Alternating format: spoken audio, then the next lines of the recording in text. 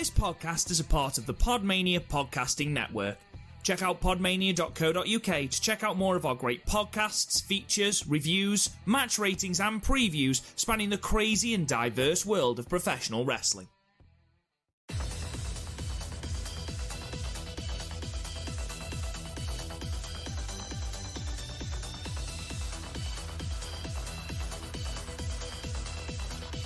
Hello guys, and welcome to the Stardom Cast, your audio source for all things World Wondering Stardom right here on the Podmania Podcasting Network. I'm your host, Rob Goodwin, and I am joined as ever by Christopher O'Brien. Chris O'Brien, how are you? I feel like I'm floating on a cloud. Because you're high, or No. just because you're happy? I can't afford that shit. To be high or to be happy. I was... So my office chair, like that I normally sit on, is in the spare room because I'm using that as my office. So I'm currently in like my comfy chair, the one I sit in to watch movies. And it's awful if I'm trying to be at the desk. But for this purposes, fuck yeah, dude. I've like my legs crossed. I'm like sprawled out. I've never been more comfortable doing a podcast. And I've sat on a bed while doing a podcast when we were down in Blackpool. Then again, I had to sit on the fucking bunk bed because you're an asshole who fucking claimed a double bed. Get there first. I didn't have much control over it. I had to go say hi to my nan. Well, there you go then. You know, I chose not to say hello to my nan, and I ended up with the double bed. What does that tell you? She lives in the north? My nan did live in Stoke. That's not enough. Well, it's north compared to London. Well, according to London, everything is the north. So yeah, they're just there going Brighton's the north. It's like, no, what exactly. If it's not us, it's the north. I was trying to like one of my best friends, American, and I remember trying to explain to her that Scotland isn't the north. I'm like, no, Scotland is above the north. Scotland is you go north and then north a bit more, then that's Scotland. Yeah, and it gets better. Suddenly the tap water tastes much better. Right, okay. We are going to have to talk about this because, right, you cannot just keep bringing up the fact that the one thing you have is nice tap water. I have to wait less time for appointments. We have slightly better... Well, actually, I don't think we have slightly better education, but also our tap water tastes nice, and that's good. Your English asshole football team can't beat us. My favourite thing to come out of that, you're a big fan of The Simpsons, aren't you? Where, you know the episode where Shelbyville has tried to take over the tree and the lemons and stuff? Yeah. There was a meme that was going around on Facebook where they were all the children were sitting around Grandpa Simpson by the lemon tree, and he was wearing a Scotland shirt, and it said... Honestly, I remember the day we beat the English 0-0. What a day! No, that's like we support our. They got further than we ever thought they would. Yep, and we are proud of them. You lot, on the other hand, were like, you couldn't beat Scotland, the fucks, and it's like, that's really mean to your English football team. You know, also the English football fans are very racist. Do you know what? Over that weekend, it became blatantly obvious why everyone else in the world hates us. Hates England. Yeah, it's awful. Like, yeah, like, it's ridiculous, isn't it? Like, are they not self-aware? I mean, I would love the way English people were speaking on final day. Mm-hmm. We were completely not self-aware. Like, I didn't even bother watching the finals because I don't wish England well in anything they do. I was like up here watching. What was I watching? Hang on, it was one of my DVDs. It will come back to me. It was. Oh right, I decided to rewatch Blade Runner 2049, one of the best sci-fi movies ever made. I mean, it's a bold call, but okay, it's a good film. I don't think it's one of the best sci-fi films ever. It's better than the original. Oh, I don't know. Oh, it definitely is. It's certainly better produced than the original. I mean, yeah, the original was fucking filmed in a parking lot. But no, in terms of storytelling, in terms of every other aspect, I think the first one's better. It did the Last Jedi thing where they try to set someone up as a hero only to reveal, no, you're not the hero. I like that. I like that kind of story. I like that subversion of storytelling. I think I'm not denying it's not a good film. I'm not denying it's not a good film. Ryan Gosling, I think, did a very good job at playing characters who are dead behind the eyes. Do you know what? He's an underrated actor, Ryan Gosling. I don't think he's underrated. I think the problem is he perpetually looks dead behind the eyes. So you have something like La La Land, where sometimes he's meant to like emote. Oh, for fuck's sake, that film! I like La La. I really like La La Land. I went to go and see it. You have no heart. I went to go and see it at the cinema, and I was that guy who was sat there the entire time with my arms folded, going, "No, I will not feel. No, you have no heart." Because do you like any musicals? I mean, yeah. Okay, go on. What musicals? Matilda is tremendous.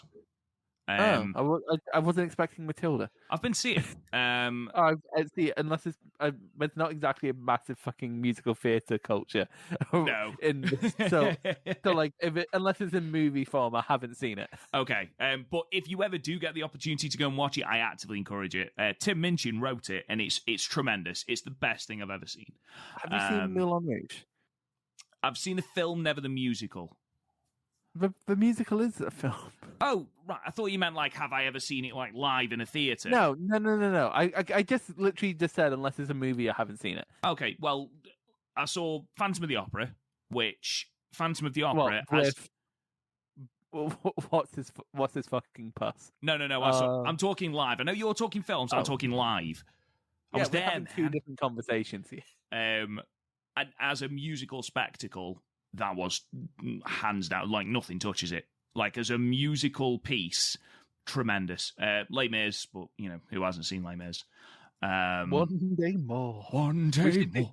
Empty chairs at empty tables. We need to have, like, a Podmania Les Mis. Like, that Garth would definitely be Javert. He is such a Javert. He is such a Javert, just a grumpy man who just hates fucking everything. Yeah, he's Javert. He is Do not Javert. Forget his name. Do not forget my name. 24601. Most recently for my movie. Well, actually, Yu-Gi-Oh! The movie. But you know what? Before that, what I watched was Arrival, another Denis Villeneuve film. And it was the thing with the weird, like, black thing that drops from space? Yeah. Have you ever seen it? No. Okay, so essentially the conceit is that aliens have come down. They've not attacked. They've not done anything. They've just opened up the doors and waited for humanity to come to them. So they're sending in translators, and the whole thing is trying to create this. It's good. It's slow. Garth would hate it. Because Garth seems to hate anything that's remotely slow-paced. I think the discourse, which is ironic considering Hulk Hogan's his favourite wrestler. Yeah. I think the general discourse is that Garth hates everything until proven otherwise. You know that whole innocent until proven guilty? Yeah, it's the other way we've got. Every time, sometimes I'll watch, what was the film I watched where I would suddenly put my place? Oh, Lost in Translation. When I watched that, I thought it was beautiful. And then I go in the chat going, I watched this tonight. I thought it was very good. And you and Garth are just there going, oh, it's shite. It is shit. It's not shit. You just have no heart. Right. Me having no soul or no heart doesn't mean that a film is any better. But you need a heart to enjoy it. I've cried at one film ever. Ever? Ever. Ever? Oh, no, well, two, but I was 4 when I watched one of them. Oh, right, okay, what were the films? Okay, well, I saw Lion King when I was 4, which, by the way, great musical to go and watch. It's a good film. It's not my favourite Disney Renaissance film, but it's a good film. Again, I was 4. So, obviously, I cried when Mufasa died. Very, very emotional moment. Why my mum thought that was appropriate when I was fucking 4, I've got no idea. I want to get to the good stuff that made you cry as an adult, please. Oh, right, okay. And The Green Mile. Oh, I've never seen the Green. I own it. I have it on DVD. I haven't seen it yet. I plan to watch it, but my brother keeps telling me to watch it, so I haven't watched it out of spite. Well, I'm telling you to watch it now, so you can watch it and say it's not because you told me to watch it. No. Now I'm not going to watch it out of double spite. Well, you just a cunt then. I have so many films that made me cry. Your Name made me cry. My Name? No, not you. We've had this discussion before. Okay.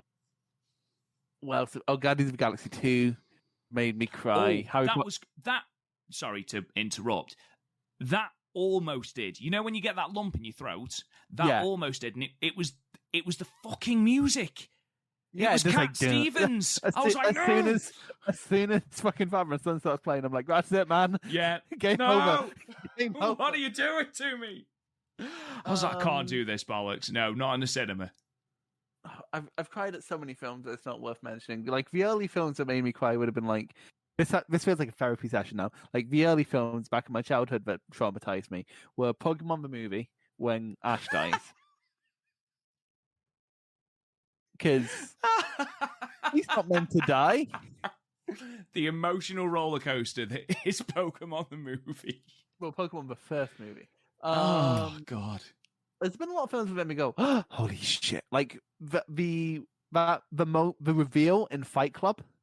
That made me like audibly gasp. What a reveal that is! Yeah, that and just the end of Black Swan, where I'm just like, no. I've watched Black Swan 3 times. And it's one of those films that I think I only ever watch when I'm drunk because I can't remember anything apart from obviously the obvious. But like, I love the thought of you just going, I'm going to put like I imagine your drunk mind is for lesbian film. Like, I imagine that's what it is in your drunk. Well, I can't operate my computer, so that's the next best thing. So. It's definitely not. It's not a film to masturbate to, Robert. It's not the hardest wank I've had.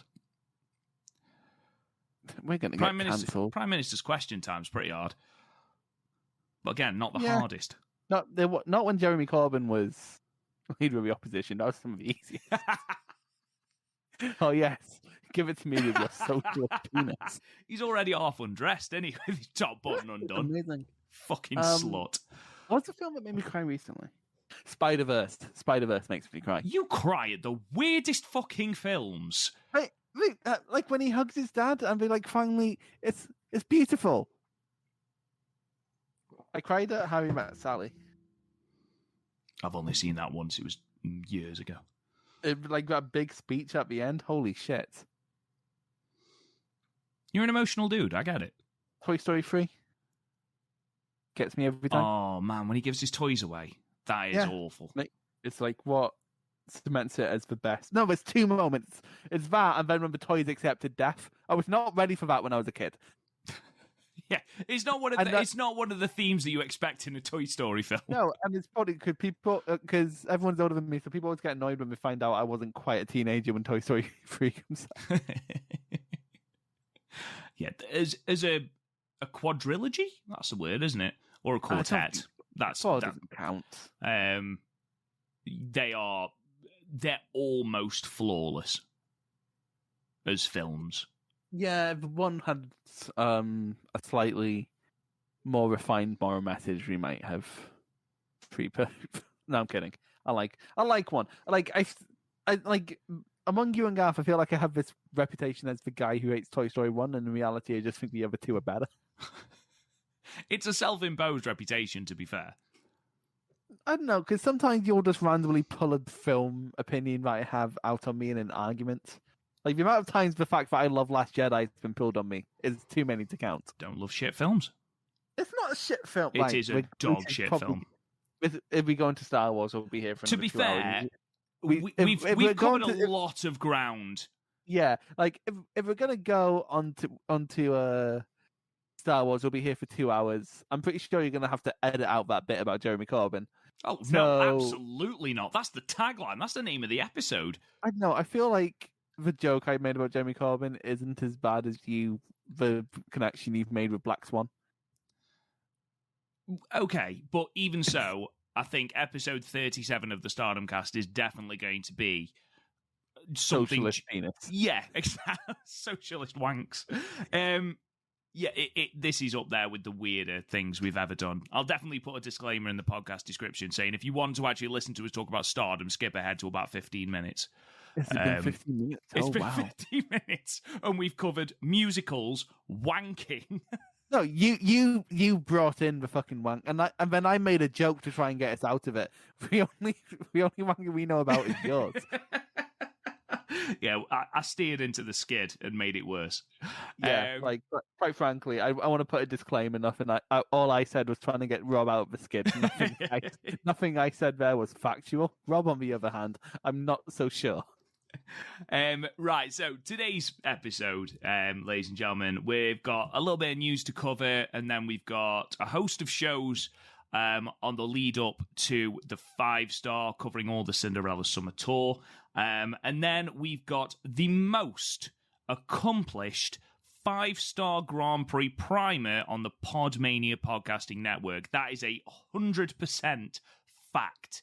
Okay. I feel like when Guinness World Record makes up road records for dictators to break, I feel like that's what you've done here. Yeah, absolutely. You've made up a prize for yourself. Yeah, 100%. 100%. You don't need to listen to any other podcasts on the Podmania podcasting network when it comes to the 5-star Grand Prix. That is a Stardom cast promise. You mean the flagship where we barely talk about Stardom because we don't want to bore Garth? That's true. Yeah, we don't want it to fall asleep because Jesus Christ. Let's kick straight into some news then. First thing that we're going to talk about is actually in regards to us. Just because we've been trying to do the show weekly, and I know that recently we've been doing a fucking terrible job of it. And there's an absolute shed load of reasons for that. One of them is, obviously, we both work. So, it's difficult to catch up on things. Another reason is, sometimes there's just not a lot to say about some of these shows in lead up to bigger shows. So what we're going to do instead is we're basically going to do every other Sunday. Starting from today, the 25th of July, we're going to do every other Sunday. You think of a long term, we're going to take up more or less time than people who go to church? In my head, Chris, I knew you were going to interrupt me with some inane bollocks. I didn't think it would be that. I mean, I don't want you to know what I'm going to interrupt with because it's part of the fun. Yeah, and I feel that's part of our charm. You're the straight man. Mm-hmm. Unfortunately, no. So yeah, what we're going to do is every other Sunday we will be back and we'll talk about the Stardom shows that have happened over the week. What we'll do is, if there are a series of shows where not a lot has happened, they're just constantly repeated 6-woman tags, there's no build, no storylines going forward, then what we'll do is we will either review a retro match from the Stardom archives or a retro show from the Stardom archives. I've tried to convince him to watch more Joshi and B segments, but he's abjectly refused. Well, I'll tell you what we'll do then, Chris. We'll put it to the Discord and Twitter. What do you think we should watch? Put it to the Discord. Do you really think Velkage is going to pass up the opportunity to make you watch TJPW? With the exception of Velkage, we are going to put it forward to the Discord and to Twitter. I don't think it's fair to get to snub my stream co-host like that.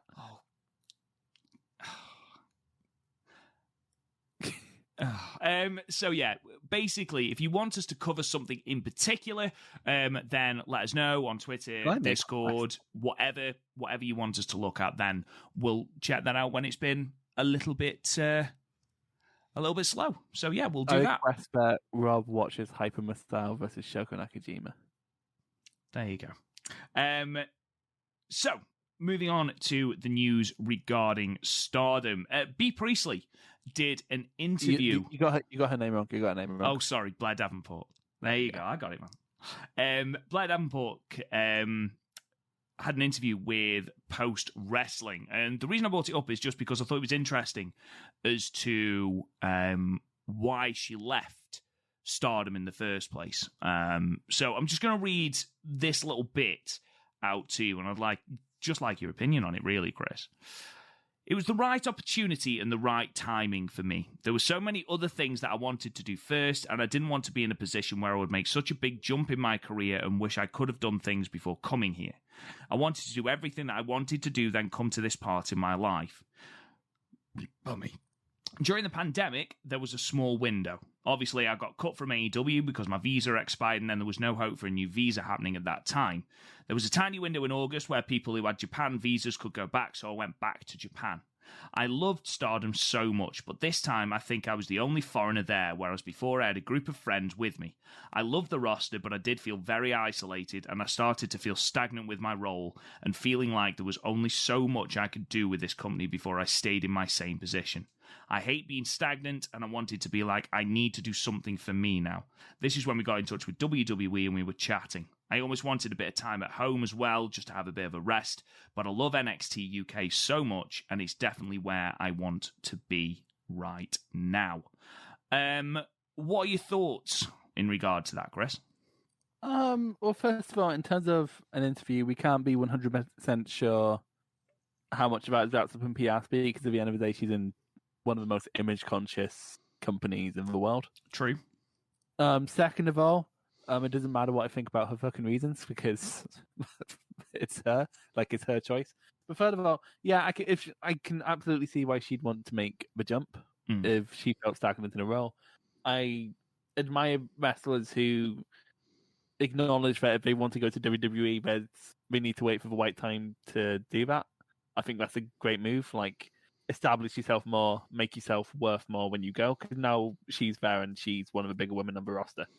Yeah, definitely. Whereas if she went when NXT UK first started, she'd be buried under, like, not buried, but like she'd be underneath everyone else in both. Because like at that point, it would be partly due to they're trying to push Toni Storm and Rhea Ripley to the moon, partly because she wasn't quite where she was in ring by then, because she got a lot better over those 2-3 years. So yeah, like, I think it's a more than valid reason to jump. I can imagine it would have been lonely not having any other English native speaking people there.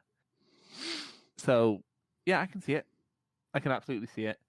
It's a valid reason. At the end of the day, it wouldn't matter if I didn't think it was a valid reason, because exactly. Like, I have no financial stake in this. No. I think it was one of them where I was interested to know, because for us as spectators, obviously I know for nobody, in the know it didn't, but it came out of the blue when she left, and it felt like B was built quite strongly, really, when you consider it. And it was a case of, well, why she left? Has she fallen out with someone? Has she fallen out of favour? Is it a pandemic thing? Why is she left? It just, immediately after she's just had this red belt match. So it was just interesting to know that it wasn't due to, any sort of fallout. There was a fair bit of time where she was just floating. Because Moedatai kind of didn't have that sustained push when she first came back, and then they didn't seem to quite know where to put her. They had her in SWA but then they were like, no, we're just going to change how the SWA works, so we don't need to have you as champion. I don't think that was the reason. No, but like when you look at like Budokan, she's their biggest and only international talent, and she's in the Battle Royal. So I can see how she'd think she was stagnant. I mean, you look when she left. So she left after the Yokohama Budokan show on the 4th of April. She had a 42.9% win percentage. That was the lowest of anyone in Oedo Tai except for Iwaka. So, because obviously at Yokohama, don't forget, Gokin Death wasn't part of Oedo Tai.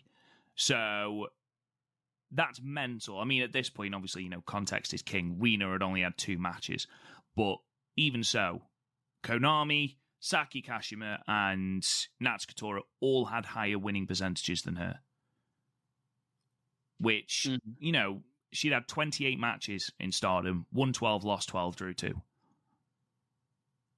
Do you think she deserved better than that? Because we talked about, considering, in terms of pinfalls, she only actually ate 2 pinfalls, in fact.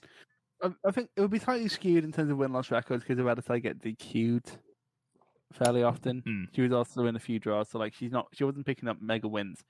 I think in terms of position on the card, she was in a position which actually half a roster in, where she's perpetually able to contend for a championship, but then will just go back down. But like I can see how that role would feel when you're there, stagnant, because quite frankly, that's how a lot of roster. When you stop and think about it, that's how like Himika feels. That's how a lot of people feel. Like even Poi, Natsu Poi is champion, so it felt a bit stagnant since the Tam feud.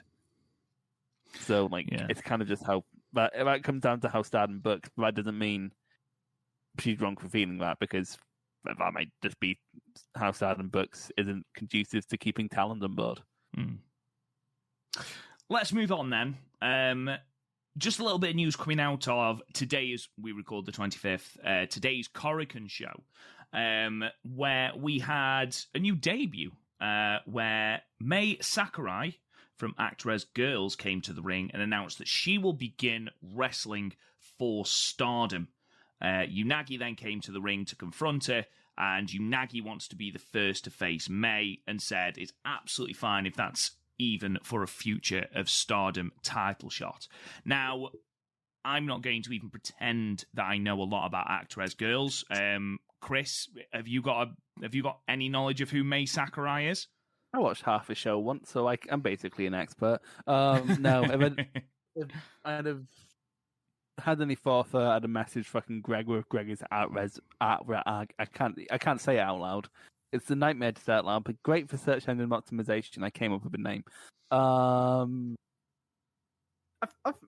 can't see. There's a lot of at-res alums on the Stardom roster, so it's not exactly a out of nowhere jump. And I also saw the speculation about it on Discord. The other week. Yeah. So, yeah, like I can't judge because if I've seen her wrestle, I don't remember seeing her wrestle. So, and I don't know where she is on the at-res Girls card, so I'm going to reserve no judgment till I see it because I can't. Like, it's not like we're Natsu Boy where I kind of had a clue who she was because she was on the Tokyo Joshi January 4th card in a match against Sari. Like, I'm going in basically blind with Mei here. I think have I seen? Hang on, let me look her up on Cage Match. Okay, just before whilst you're doing that on Twitter, what I've picked up from Twitter is people are very excited about her being made part of the Stardom roster, but also I've sort of gained the idea that she is very much Unagi's level. She's sort of going to be sort of pitched in at that, just above the children, but still a rookie. Which, of course, is fantastic for the future of Stardom title scene, which is pretty much the kids and Unagi at this point, with Mina being too old for the championship now, which we will definitely be talking about later on in the show. Have you found anything, Chris? No, I don't know how to spell her name. Right, I'll tell you what. Go and follow, what's his name, Gregor, go and follow him on Twitter. You really don't know how to spell Gregor? What the fuck? Gregor, you don't know? Never mind. Okay. Gregor, no. Okay. Go and follow him, and I'm sure he will have lots of information. I don't call you Rube. Oh, no, why would you? Yeah, I don't know Rube. Moment of weakness. Phonetically. It's phonetically spelled. Do you know what? I'm not getting involved. Right. Yeah, but you're right to do that, Rube. Let's just move on for the sake of pacing. Right, Rube? We're going to look at some of the results. So, just quickly, we're not going to be talking about the Goddess of Stardom Championship match from the 22nd, because We Are Stardom, the English Twitter channel, has put out the order of things that they're going to be uploading over the next few days, which they are going to be starting with the July 25th Korakuen. Okay. They're then, once they've done that, going to finish uploading the stuff from the 21st. They have already uploaded Tam vs. Starlight, but none of the rest. Then they're going to do July 22nd, which is the second day from Sapporo, and then they're going to do the 24th from Sendai. So, sure, why not? I don't particularly understand why the Korakuen was so important that it needed to be uploaded first, unless it was because of this debut. But everyone knows that. And like Stardom put out their own results on Twitter. Exactly. So I don't particularly understand why it wasn't just uploaded in chronological order. Because the entire Korakuen now from July 25th is up on Stardom World. Obviously, we didn't have enough time to watch it before we started the podcast. But that's now up. And I can't help feeling that, well, just finish uploading the 21st and put the title match from the 22nd on. I have a feeling it's because they don't give half a fuck about the artist belt. The artist belts. The goddess, the goddess belts. It could be that, to be fair. What was the match again? The match was ALK versus Aphrodite. Oh, I'm sure that was decent. I have very high hopes for it. In regard to the shows that we are going to cover, we're not going to cover them in full. Again, we're just going to sort of cherry pick matches from the different shows and talk about basically the different things from there. So we're going to be looking at Cinderella Summer Tour in Tokyo Night 1 from Korakuen, then the show from Osaka on the 10th of July, some of the matches from the 11th of July in Hamamatsu, the Takanaga Dobaba, I hope that's how you say it, with the Cinderella Summer Tour in Tokyo Night 2. And then we're going to have a look at the Sapporo shows as well, or the first Sapporo show, Night 1, and the show from Toshigi on the 18th. Again, not every match, though. Let's start then with the Korakuen show, the first Korakuen show, which was the 6th of July 2021 in front of 435 people. Opened with a three-way match with Fukigen Death defeating Hina and Lady C in 5 minutes and 28 seconds. We're going to talk about this match. Match 2, singles match. Maika versus Momo Watanabe ended in a 15-minute time limit draw. Now, Chris. Stardom doing a time limit draw? Never. Well. Perish for thought, Rube. You are going to surprise every fan of this podcast and explain why you actually liked this time limit draw. It annoys me that you very clearly stalk my match of the year thread and yet never like any of the tweets. I don't know what you mean.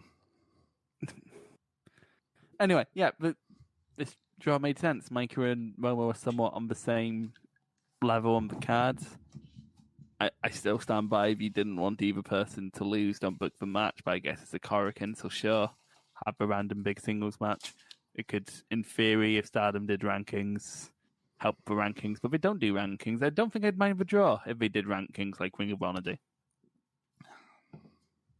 Because then, like, the draws would actually affect the rankings. But yeah, and I think it helps if the match was good. This was a very good match. There was a bit where Micah goes for like a sliding clothesline and Momo kicks the arm away before it hits her. I thought that was great. Yeah, it was. Otherwise it was really hard hitting. Momo kicks like no one else. Micah is getting better with every big match.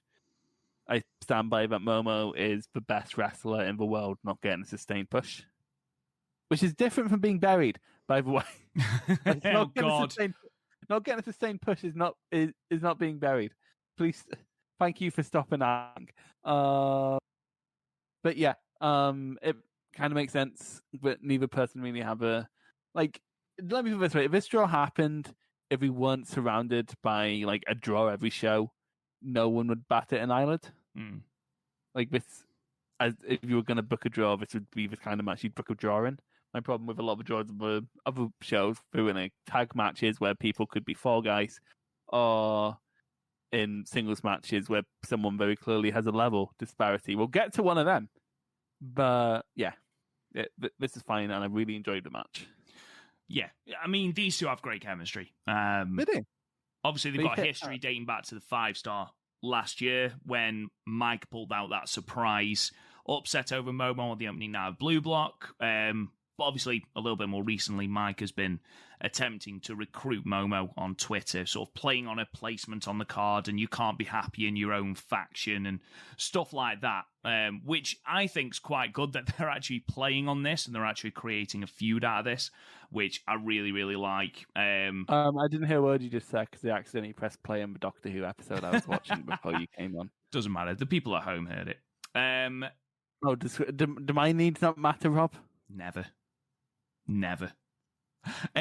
Something that I do like about this match is that Micah is constantly wanting the respect. She's constantly showing that she wants, basically, to be almost Momo's equal, and Momo is having none of it. She wants to beat Micah. She wants to prove that she's better than Micah. And for a long time, Momo is on top in this 15-minute time limit draw. However, when the bell rings for the draw, Micah is on top, having just hit the Enkara Toshi. So for all Momo's dominance, she can't get the job done. And that's been the story of Momo for, all of 2021.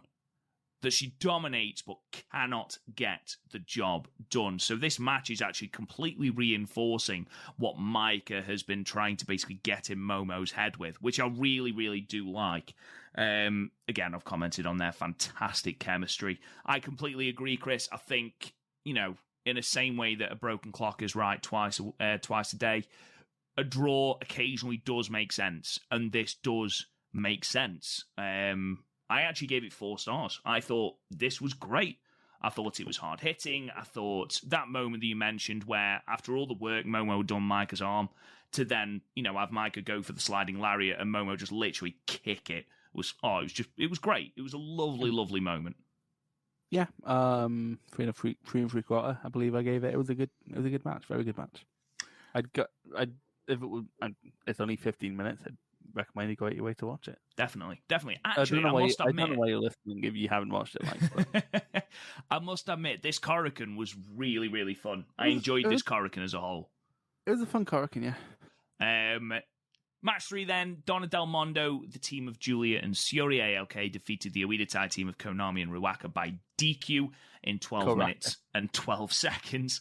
Renami. The semi-main event, the Stars team of Hanan, Kaguma, and Mayu Iwatani defeated the Oedo Tai team of Rina, Saki Kashima, and Starlight Kid in 54 seconds when Mayu pinned Saki with the moonsault. Now, Chris, I'm sure you're going to agree that in terms of in-ring action, it was solid, It's fine. But who cares? It's the same very much as any Stars and Oedo Tai match. We've seen a lot of these. The best bit was Kid being a dick. Yeah, that was where I was going. Kid leaning into her heel persona was tremendous, especially with Hanan, where she's sitting on top of her and literally just slapping her in the face. Mm-hmm. And something I saw that was on our Discord during the very start of Starlight's heel run was, she's still got the same moveset. And here she set Kaguma up for the Tiger Feint kick, and rather than doing it, just sort of twatted her one in the back. Yeah, but also, I don't think the same moves have to automatically mean it's not a good face heel transition. It comes down to more than just your moves, which I'm going to go on to when I talk about the TAM match. I think it starts here, progresses, and then it becomes really obvious the nuances she's using and sort of this character that she's embracing. It really, really works. She looks really comfortable in this heel role, and I really, really like it. Yeah, I always thought it would be awkward, but it's actually working really well. Really well.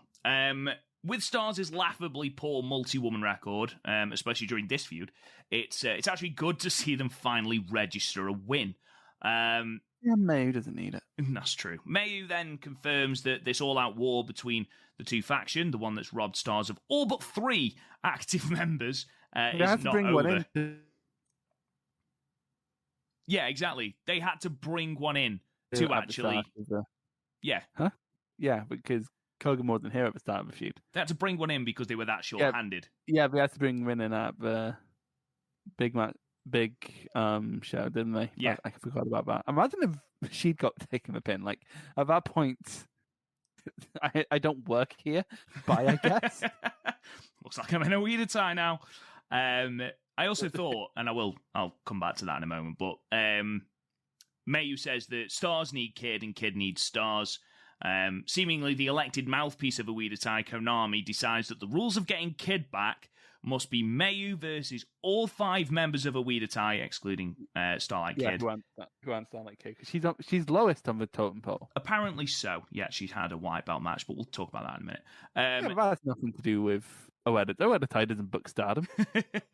And this was explicitly said by Konami that it was an over-the-top rope elimination only gauntlet. Again, Konami doesn't book. It Bear that in mind. It would have been changed. And basically, they've said if she wins, then Kid can decide if she wants to come back. Mayu accepts and puts forth that it's going to be July 17th at Takanobaba. Yeah. Spoiler alert, I called it. You did call it. And do you know what? It's the best piece of booking that Stardom have done in ages. Because they should hire me. Have you seen my streams? Fucking Shrek dominating with the Torture Shrek. The Donkey Bomb. The Sidewalk. The Side Swamp Slam. He's the IWGP Swampian.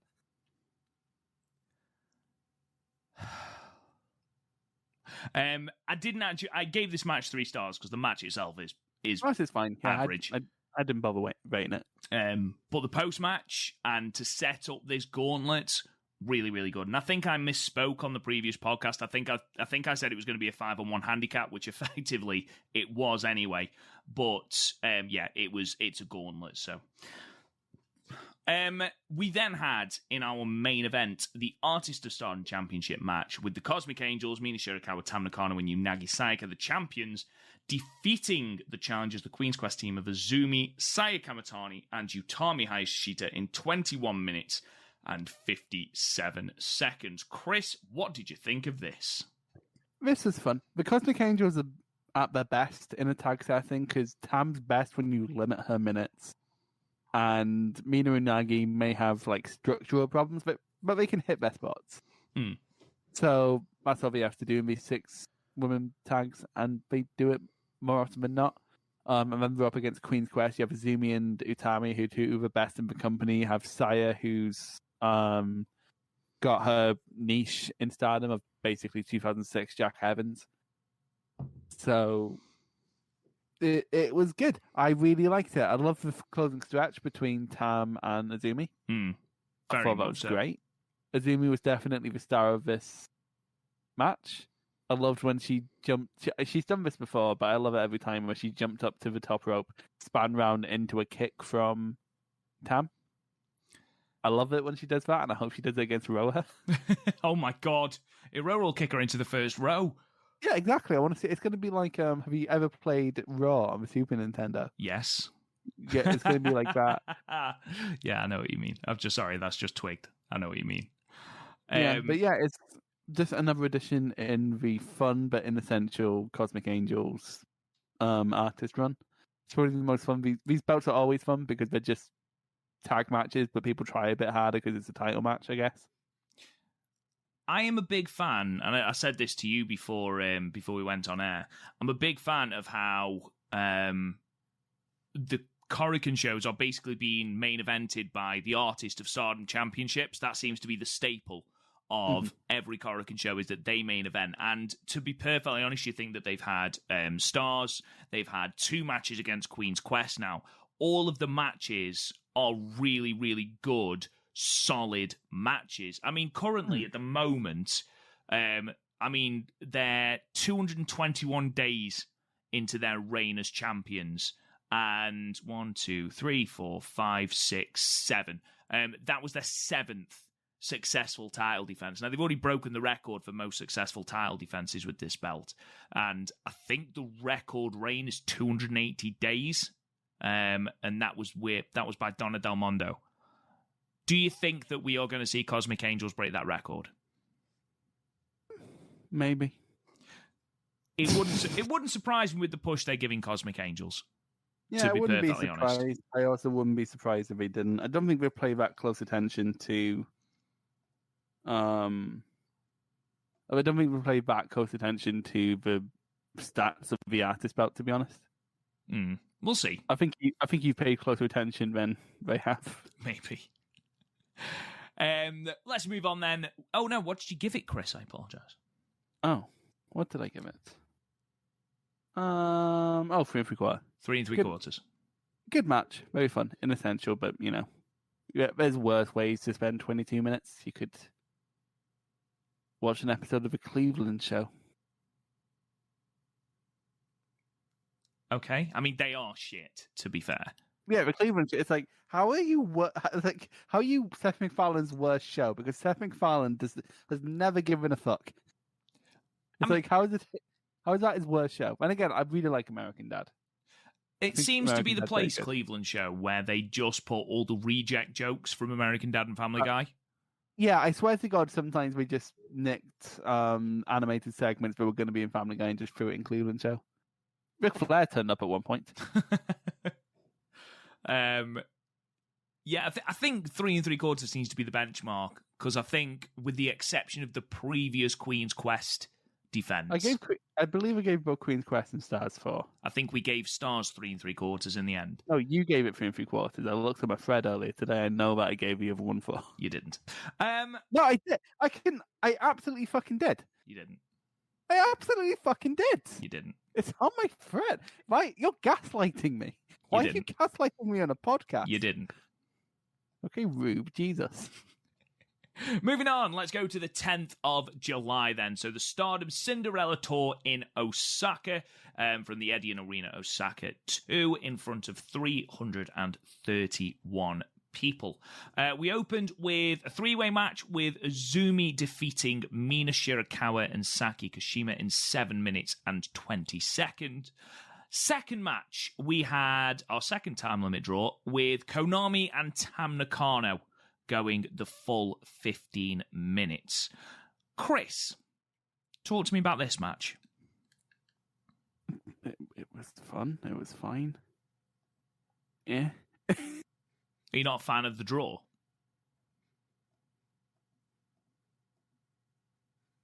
Why? What did you think? I liked it. And you messaged me when you'd first watched this match and said Konami's now drawn with both Tam and Utami. And I think we're going to get a big push for Konami in the 5-star, and she is going to be the next challenger for the white belt. Were you talking about Tam versus Konami? Yes. Sorry, I thought you were talking about the opening. You cut out. Yeah, I really liked this match. It was fun. I liked Tam trying to square up to Konami. I thought that was very good. Konami's very good at having time limit draws with people above her station. Yeah, exactly. I I was like, I'm sure he said he liked this. Yeah, no, I did. I thought you were talking about the fucking opener. No, yeah, I did like this. Why is he doing this? No, I did. That makes perfect sense now.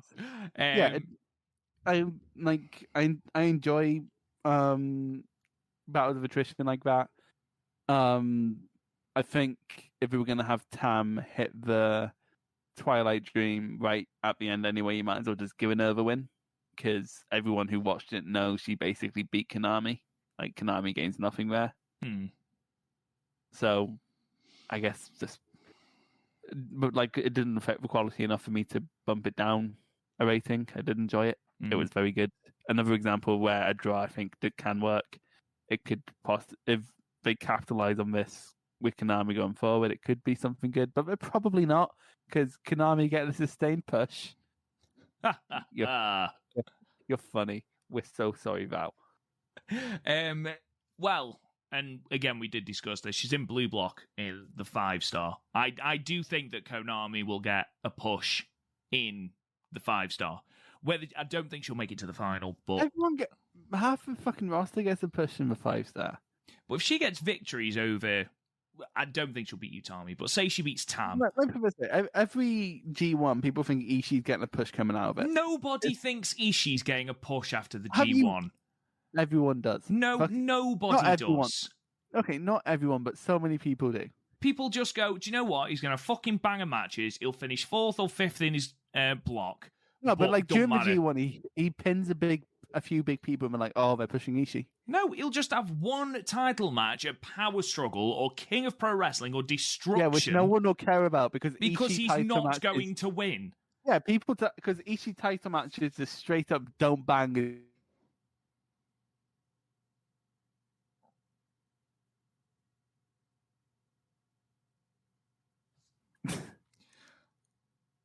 I mean, I don't disagree with you. Because I'm right.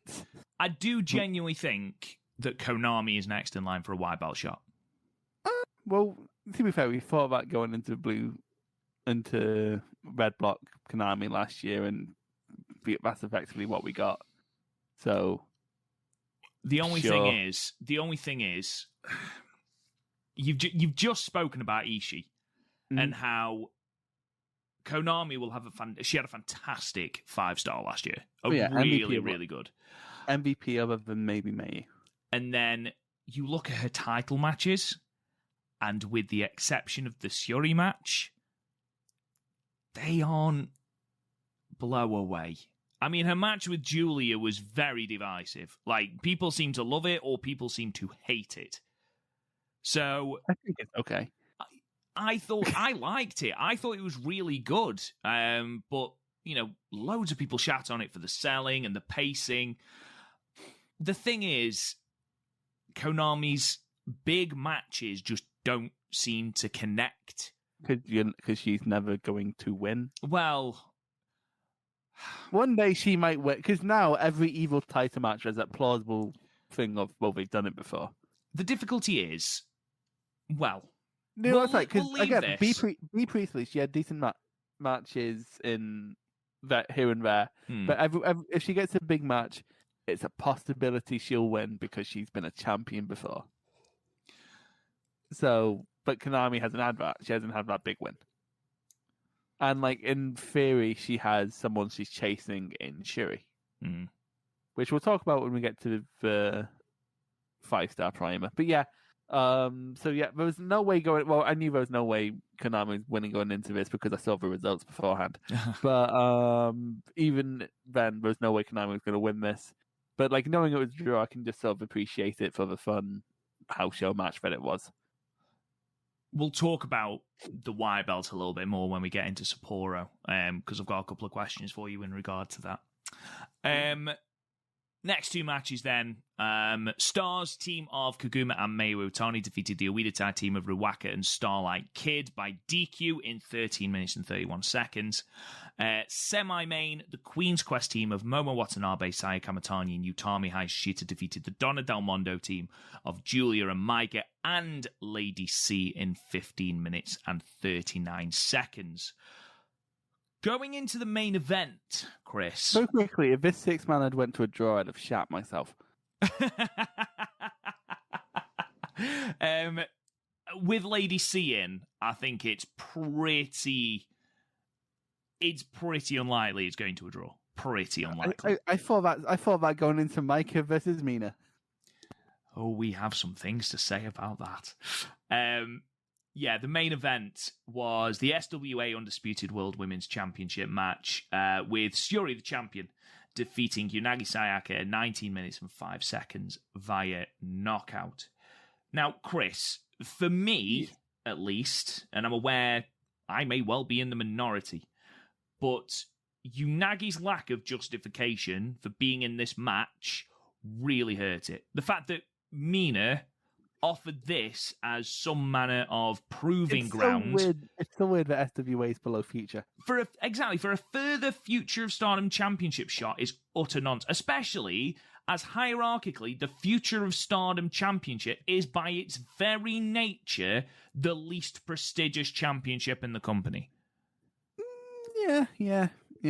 I mean, by its very nature, Chris, it's the future. It's for the people who have not had a chance at the higher belts. I was agreeing with you. I just did it just to annoy you because you're very clearly wound up about this. I'm not wound up about the match, and I'll get to the match in a moment. I don't understand. Well, do you know what, Chris? You go with it because I might end up shouting and I don't want to. You always end up shouting. You're a very angry man. So, weird booking around this side. It's stupid. But Stardom has done a lot of stupid booking this year. I'm kind of just in the, who the fuck care? Like, I'm not going to care more about how Stardom books things than they do. So, meh. In terms of the match itself, I can see what they were going for here. I can see the carpenter's intentions, but also, how do I put this? It's like he tried to make a chair out of an entire tree and just tried to carve the chair out of a tree. You're going to end up with a lot of dead tree. Like, there's a lot of dead air in this match because they made Unagi go 19 minutes, and both Shiri and Unagi know that that's not the best decision they could have made. We have good stuff in here, like basically everything Shiri did. Some of Unagi's fire-ups were some of the better fire-ups she's had on Stardom, like the one on the outside, where she's throwing Shiri into the... That was good. But then we had her come back to the inside, where she tried to punch. Oh boy, those punches were weak sauce. Holy shit, those are some bad punches. I'm trying to think of, like, a comparison, but I don't think I've seen many worse punches. Can you? Sayers against Tam? They're not punches. Oh, they were slaps, weren't they? They were slaps. I know Tyler Bate and Jordan Devlin NXT UK Takeover 2 was pretty shit. I mean, you didn't think that at the time. No. The rest of the match was great. Those punches were shit at the time as well. It's because we were trying to replicate the Tyler Bate Walter thing where we were just boxing. Oh, yeah. Look, I am completely in agreement with you. I've actually got in my notes that the most compelling bit was Unagi capitalizing on Shiori kicking the post and the exchange, the following exchanges that happened on the outside. And I completely agree with you. If that was the main crux of this match would have been great. And I do agree with you that it's clear what they were trying to do. I mean, in terms of, look at crowd reaction, for example. Unagi comes out, and it's actually a little bit awkward because there is no reaction, like at all. And the match starts, and there is no reaction at all. However, by the end of this match, the Osaka crowd are lit for Unagi. Now, everything about this match aside... but that's very good. But it's something that's always worth pointing out. There's a big difference between the people in the arena and the people watching it at home. Mm-hmm. Like, for example, we were both at UK takeovers during, say, Coffee versus Dunn. That was some of the most fun you could have watching wrestling. Agree, like the chanting, the atmosphere, it was great. We didn't really notice any of the weird pacing issues. The botches didn't stand out so much as botches because the crowd never really minded. It didn't break their flow. Then you go home and watch it, and it doesn't fall apart. Life bias is definitely a thing. And, well, part of their main goal... Well, actually, most of Stardom's revenue will come from tours, so a lot of their main goal is to enhance the live crowd, and they definitely did that here.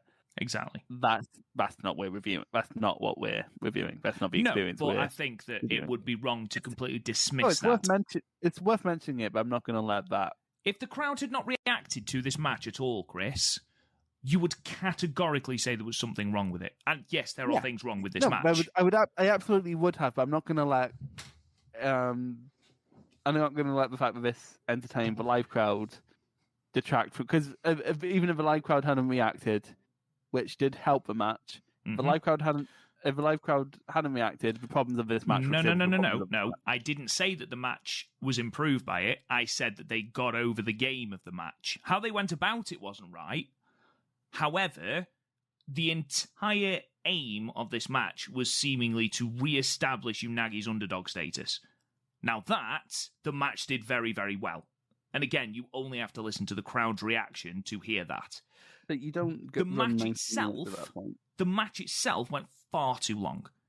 They tried to tell a 14, 15-minute story in just under 20. And whereas when we've said this before, you can trim maybe a minute, 2 minutes tops off a match, here you genuinely could have cut 4 or 5. You could have hacked this to half. Exactly. You could have cut this into pieces. Because is their last resort.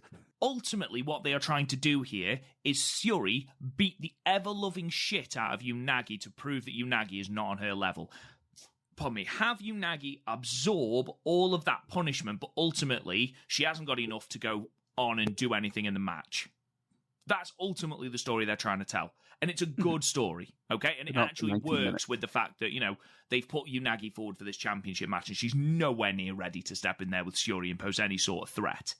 You could have done this in 6 minutes. I've seen this done in 6 minutes. Basically, that's what Yusuke Okada versus Yukio Sakaguchi at DDT a couple of months ago was. Like, there's ways to do it. You didn't need to make this a long match to make it good. And then the big argument you throw back is, well, then it wouldn't have been a satisfying main event. First of all, being satisfying doesn't need to be tangentially related to length. Second of all, you didn't need to put this in the fucking main event. This could have semi-mained a different show. Like, I always feel, because I sometimes put my problems with pacing as length, and that's bad, because like a good match is a good match no matter how long it is.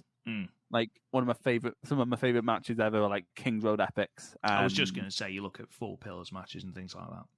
Yeah, and even like, I love 2017, 2018 New Japan. One of my favorite matches are the 2 out of 3 fall match with Omega versus Okada. I think that's their best one alongside their G1 outing. So, like, I don't mind long matches when they're paced to go long. Yeah. And that's the problem. Like, not many people, because people in Stardom don't tend to go long, sometimes if they do go long, we don't quite know how to handle it. Like, and we saw that with Tam and Julia last year.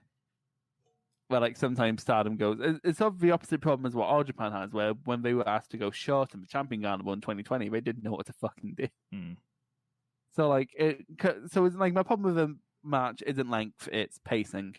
And the pacing here was completely off because they both knew that they didn't have enough that they could drag from Inagi to create 19 minutes. And that's my next thing. That's my next thing. And I've got 2 more things I want to say before we round off this match, because ultimately this match, we'll have forgotten about it in 2 weeks, so it's irrelevant. But in terms of establishing Unagi's underdog status, the match did a fantastic job. And you actually said the best bits of this match were when Syuri was in control. And that's absolutely right. Unagi on the defensive, this is her best singles match. I mean, there was moments where Syuri was kicking Unagi, and Unagi was literally flying across the ring. Her selling was great in this match, and you did feel for her as an underdog. The moments that it fell apart are because Unagi has not developed an offensive side yet. I mean, you look at what she's delivering the same 5 minutes. Now, she's developed a completely new finishing move. Fair play to her. But everything else was the same. Yeah, but punches, her strikes don't really land. It's for simple shit you can throw into a comeback because the crowd are going to be hot for it, but she can't hit it properly. But if when she's on top, and she was on top for a good, 5 minutes towards the end, before she hit the finish. Yeah, and like it's a case of, okay, so let's stream this match. If you'd have taken out the sort of grappling, cut the grappling bit at the start, take out completely the bit where Unagi was striking, and the bit where we were just sort of staring at each other, one in the ring, one out the ring. If you cut that down, condense it all into 12 minutes, this would be a thread match. Absolutely. But that dead space around it, absolutely, because it's not dead space creating any tension. It's not dead space creating, and like, for example, like dead space doesn't always have to be a bad thing if it's serving something. Like, I think the best example of this might be Goji Izaki versus Vegeta. Disagree, but okay. No, but you know what I mean, like, because that was served the story of the match. What that story is, no one can give me a fucking straight answer, but it serves the story of the match. I've went on a journey with that match, by the way. I need to make a video on it at some point. But yeah, the dead space here didn't really serve anything. It wasn't to get over a sell job. It wasn't to get over anything. It was just dead space because we didn't have anything to put there. It's like when you don't know what to check on a form, so you just leave it blank and hope we don't mind. I would argue the post-match from Syuri did a better job of getting Unagi over than the match itself. Yeah. Because the promo at the end that Syuri cuts about Unagi's growth since her final match of the 7-match series, which was against Syuri, but saying she still hasn't grown enough, and then proper gets behind her. Go and get that future belt. Don't waste the opportunity you've just had against me. Go and get that future belt. And then they cut to Mina literally having to fireman's carry Unagi to the back because she's just spent. I thought that was great. Now, if you have this go, even if this goes 13 minutes, Chris, even if this match goes 13 minutes, and then you add this promo on at the end, bless you, yeah, you have this promo go on the end. Again, I think the perfect length. Believe it or not, I think the perfect length for this match would be 6 minutes. No, that's not to disparage them. I just think the story they were trying to tell of Unagi it tries really hard, but falls at every turn. I think that's perfectly put over in 6 minutes. It can be, yeah, absolutely. I think, me personally, I think it needs a little bit longer, just to tell that story of, Unagi's resilience. I think it just needs to go a little bit longer. But I guess if you have Syuri go completely kill mode. Yeah, exactly. And that's, I do like the fact that Syuri didn't execute a finisher in this match. She didn't need to. She literally just punted her into unconsciousness. That story isn't put over quite as well when 19 minutes is basically the average length of any other title match. What did you give it, Chris? 3.25. There's a lot of good there. Yeah. But the dead space really, really drags it Chris, down. I've given it the exact same. Yeah. Let's move on. Star ratings are only useful for organizing things in a spreadsheet. Don't put too much stock into them. Let's move on then to Cinderella's Summer Tour in Hamamatsu on the 11th of July. In Hamamatsu, Shizuoka, Japan, Act City, Hamamatsu, in front of 354 fans. Oh, very solid pronunciation. Thank you very much. Now, with this opener, Chris, I'm going to read the result, and then I'd just like to read you a little transcription that I made. So, singles match we opened with Maika defeating Mina Shirakawa. Maika versus Mina Shirakawa ended in a time limit draw. Now, Chris, I'd just like to read you this, if that's okay. Open quote. I gotta be able to stop you. Today is my first singles match with Big Boob Girl. All those belts she now has, well, I've already had them. I'm getting excited. That is Maika's actual pre-match promo for this match. I'm really impressed that it's taking less. We don't sexualize the wrestlers. We never plan to, but somehow the wrestlers are sexualizing each other before this podcast. It's just what the fuck, man. Yeah, I hated this. So much. And people got going, yeah, I hate Stardom. And I'm like, yeah, that's fair.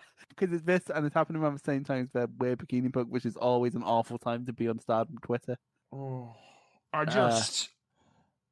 you know what, Chris? I actually understand the sort of subtext that they're going for. The whole thing where basically Maika believes that Mina is nothing but tits, whereas Mina is trying to prove that, there is more to her than that. I had a similar feud with some bitch in height now.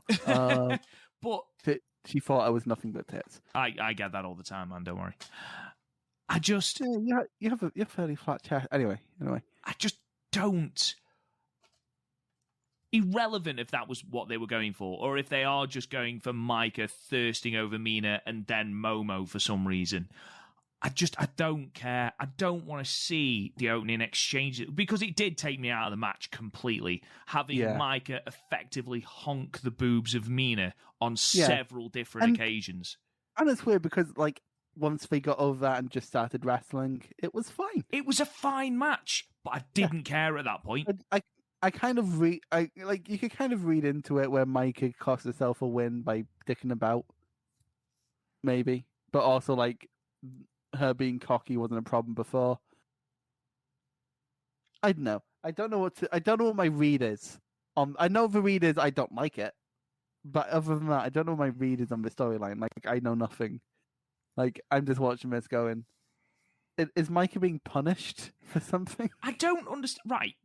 This is what I don't understand. They had an actual story thread in there with the fact that the belts that Mina has, even down to the colour of the artist belt she's holding. Like, that could be really good. That could exactly. Be you could even do a whole meta thing with, like, I'm from a generation of super rookies. What the fuck is this generation? Exactly. You're holding those belts that I used to hold, and you're nowhere near worthy. That should have been the storyline. Right, there's something there, but, like, Stardom is so unbelievably fascinated by the fact that someone on their roster full of women has boobs. It's just... Also, Micah is a powerhouse and an excellent wrestler. Why is she being boiled down to this? Not especially when she already has an apparent obsession-fueled mini-story going on with Momo. Is it... What is going on? Is she just going to be thirsty before every single 5-star match? Remember to drink water, kids. This wound me up. I mean, I haven't even gone into the fact that the result makes no sense either. Yeah, like... I was fine with the other two draws because, like, they were on similar positions on the card. Like, here, you have former red belt champion, 5-star, red belt championship contender, rather, 5-star finalist, head of one of the most dominant factions in recent Stardom history. Drawing with the girl who can barely get a win over fellow Wookiees. Wookiees? I just... Yeah. The fact that this wasn't the only time limit draw on the fucking card wound me up as well. But... Yeah, the other time limit made no sense either. No, it doesn't at all. Tam and Unagi versus Kaguma and Mei Iwatani. Why the fuck would you not give Stars the win there? They're not even feuding. Just, yeah. This wound me up, and I was like, by this point, I was like, I don't want to watch the rest of this card. Because if that's what we're starting with, anyway. So I gave this match 2 stars, which potentially is too low, because it was actually well wrestled. I gave it 2.5. I'm not going to think about this match actively. I'm going to think about the promo for the rest of the fucking year. Like, I imagine this is the start of an amazing running joke. But, I am not going to think about this match for a second this podcast ends. Let's run through a couple more results then. So, this was followed by a 3-way match with Shuri defeating Lady C and Utami in 9 minutes and 52 seconds. We then followed it with a little bit of a weird match, really. A singles match with Julia defeating Saki Kashima in 11 minutes and 24 seconds. You know what was really, really weird? The fact that I really enjoyed it. I was going to say the fact that it didn't go to a draw. The fact that it didn't go to a draw, yeah. If I hadn't seen the results going in, if I'd have picked any match to go to a draw on this card, it would have been this one. But honestly, I really liked this match. It was fun. I liked it. Julia hating people having heads. Yeah. Is something I can get behind. Yeah, absolutely. This is the match with the vicious headbutt in it, right? Yes, I think so, yeah. I'm enjoying Orange Julia. She seems to be a bit more powerful than just regular Bald Julia. She seems to be a bit mental. I think that's what they're going with the whole ALK thing, because obviously that's madness. But she seems to be proper leaning into this mental Julia, and I really like that. Do you think she's discovered some new music recently? Do you think that's what it is? Yeah, possibly. Like sometimes you discover music, and like, for example, recently I've realised I quite like ska. Why? Okay, first, the only ska band I ever liked before that was Streetlight Manifesto, because they're incredible. Okay. And then recently I got into Ska Tune Network, who is someone on YouTube who turns everything into ska, and it's my new favourite thing. But their version of Toxic by Britney Spears is better than the original.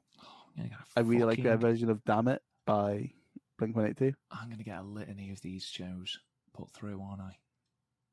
You're going to send me links to them. I know you are, because it's the kind of thing you do. I mean, like, you liked the country one I sent you. I did like the country one you sent me, to be fair. Blink-182 songs are better whenever people cover them. This is the first time, apparently, in nearly 18 months that these two have faced off in singles competition. Yeah, it did have that sort of air of freshness about it. I understand they've paired up, they have faced each other in like umpteen different Tag situations, yeah, absolutely. But also, they're not the two kind of people who are naturally paired off. Like, so they wouldn't have faced since. Well, were they not on the same block last year in the 5-star? Saki wasn't in the 5-star. Oh, she was injured. Why am I? For some reason in my head it was Saya. No, it's Saki. Never mind. Yeah, like they're not normally naturally paired off. Like normally it was Tora and Julia staring each other down. So like we've not really paired off since properly since Saki broke Julia's undefeated streak. That was the thing I was going to say. The first person to hand Julia a pinfall loss was Saki. Mm-hmm. The bean sprout, as Julia called her. Yeah, but gives me hope for Saki's 5-star. Yeah, absolutely. Because she's very good at being an underdog while not being overly sympathetic, which is hard to pull off. Yeah, absolutely. I say that someone's going to be cheering for her. Saki Senior. I don't know what a month's old. Something I did mean to say about Saki actually on the Korakuen show. I am a big fan of the subtle Tora nuance tributes that she's doing. Mm-hmm. No, that is really fun. Something else, Chris, and this winds me up, right? Julia, match that doesn't have something that winds you up in it on this show. No, it doesn't actually wind me up. She has one of the best submission finishers in the game, in the Stealth Viper. And she just doesn't use it. It really annoys me. She no longer wants to do that. She just wants to drop people on their heads. That's all she wants to do. But that transition, that sequence at the end where Saki blocks a backdrop driver into a Kishikasai attempt, which Julia then in turn reverses into the upsettingly underused Stealth Viper, was tremendous. It was so smooth. It was. If it was at the end of... I'm not saying this was a bad match, but if it was at the end of, like... a match with stakes. Yeah, if it was a match, yeah, that would have been incredible. I'd have found this match more worthy of... No, as it stands, this was like a fun match. Fun seeing Saki in a proper single setting, because it's been a while. Yeah, absolutely. Get off a bit of that rust going into the 5-star. Mm-hmm. So, yeah, I enjoyed this. Yeah, a no-stakes match, but ultimately really enjoyable. Yeah, with a very, very good ending. A very, very good ending. I gave it 3 1/4, Chris. Yes, so did I. Honestly, we're so in sync today, Chris. We only seem to disagree on the big matches. That's true. That's true. We'll see what we go. We'll see what we get with the bigger matches down the line. The rest of the matches on this card, semi-main, we've already talked about it. Tag match, Cosmic Angels, Tam Nakano and Yanagi versus Stars, Kaguma and Mayu. Went to a time limit draw in 15 minutes. Makes no sense, but we'll move on. And then the main event, 6-woman tag team match. Queen's Quest, Azumi Momo Watanabe and Saya Kamatani defeated the Ueda tag team of Konami Ruaka and Starlight Kid in 15 minutes and 58 seconds.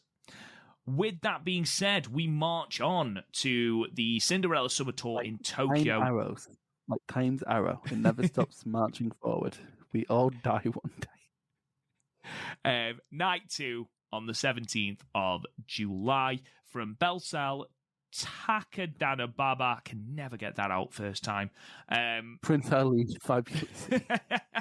In front of 415 people. So what the first result we had was 3-way match. Starlight Kid defeated Azumi and Hina in 8 minutes and 42 seconds. This was followed by... Have you ever wanted Hina in your Starlight Azumi match? Oh boy. Yeah, this was a Starlight and Azumi match with some added Hina. Tag team match, the Stars team of Hanan and Kaguma defeated Lady C and Tam Nakano in 9 minutes and 31 seconds. This show's time limit draw came here with the 6-woman tag team match, Donna Del Mondo team of Julia, Micah, and Suri, and the Queen's Quest team of Momo, Saya, and Utami, ending in the Queen's time limit Quest draw. go into a draw? Never. Perish for thought, Robert. Do you know what? At least you can't see a person who would have taken the pin in this. Yeah, because DDM doesn't have a fucking pin eater. Well, we've got, I imagine, the woman who's just come from At-Res, she's going to go to Cosmic Angels. I imagine Lady C is going to end up in DDM. If we go from that res over 30, because I don't think she'll fit in. It's like it's like if someone in their early 20s was on a podcast with someone in their 30s and then someone in their 40s. You think that's fucking hilarious, don't you, mate? Look at me, I'm so fucking funny. Bellend. Not all jokes are to make other people laugh. Sometimes you just tell jokes just for you. Semi-main then, Future of Stardom Championship match with Unagi Sayaka defeating Mina Shirakawa fast track this one. Hang on. Oh. In 14 minutes. Now you may go. Did you watch their match in Yokohama? Wow! Were you mad that Unagi lost? Do I have the match for you?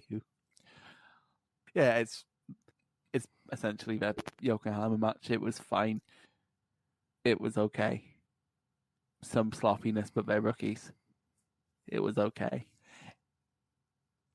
The huge thing that I take issue with here, Chris, the huge thing, right? Are you still mad about the joke I just told? Well, yeah, apart from that. We'll be having words when this podcast finishes. No, the thing that winds me up is Mina Shirakawa, okay, the whole thing is you have to have under a certain amount of years wrestling experience. Mina's about to have that run out, so they had to put it on Unagi. So why not just put it on Unagi at Yokohama? I don't know. Why not just put it on? Because they needed a reason to have a match with Shiri. Although her winning the feature belt and then getting cocky and challenging Shiri would have been a much better story. I don't understand stuff. You're taking the long route, and the long route didn't even have a nice view. Like, holy shit. Like, honestly, that entire arc. Like, I know that you're trying to play on the fact that Unagi wasn't ready in Yokohama, then she got the living Jimmy beaten out of her by Shuri, and now she is ready. You know what it's like? Have you ever watched Dragon Ball Z? No, Chris. Okay, so basically sometimes we'd have, like, basically in any shonen anime, we have to, like, create filler arcs because they haven't made that chapter of the manga yet. Yeah. So it felt like that. It's like, oh no, we don't know what we need to do next. Quick, think of something. Make her a gobstopper. Like, what actually happened? Goku became a gobstopper at some point. Do you know what? Fine, Unagi is future champion. She's now got singularly more championship matches than anyone else on the roster. Yeah, no, it's mad because, like, the original story, like, I don't know how this even helps Mina, to be honest. Like, no, if the argument was all. this helps Mina, because it's the fucking future belt, who gives a fuck? She's lost in a first defense against the same person. Yeah, so in, like, a purely, after she'd been beaten up by Shiri a few days earlier. So, like, you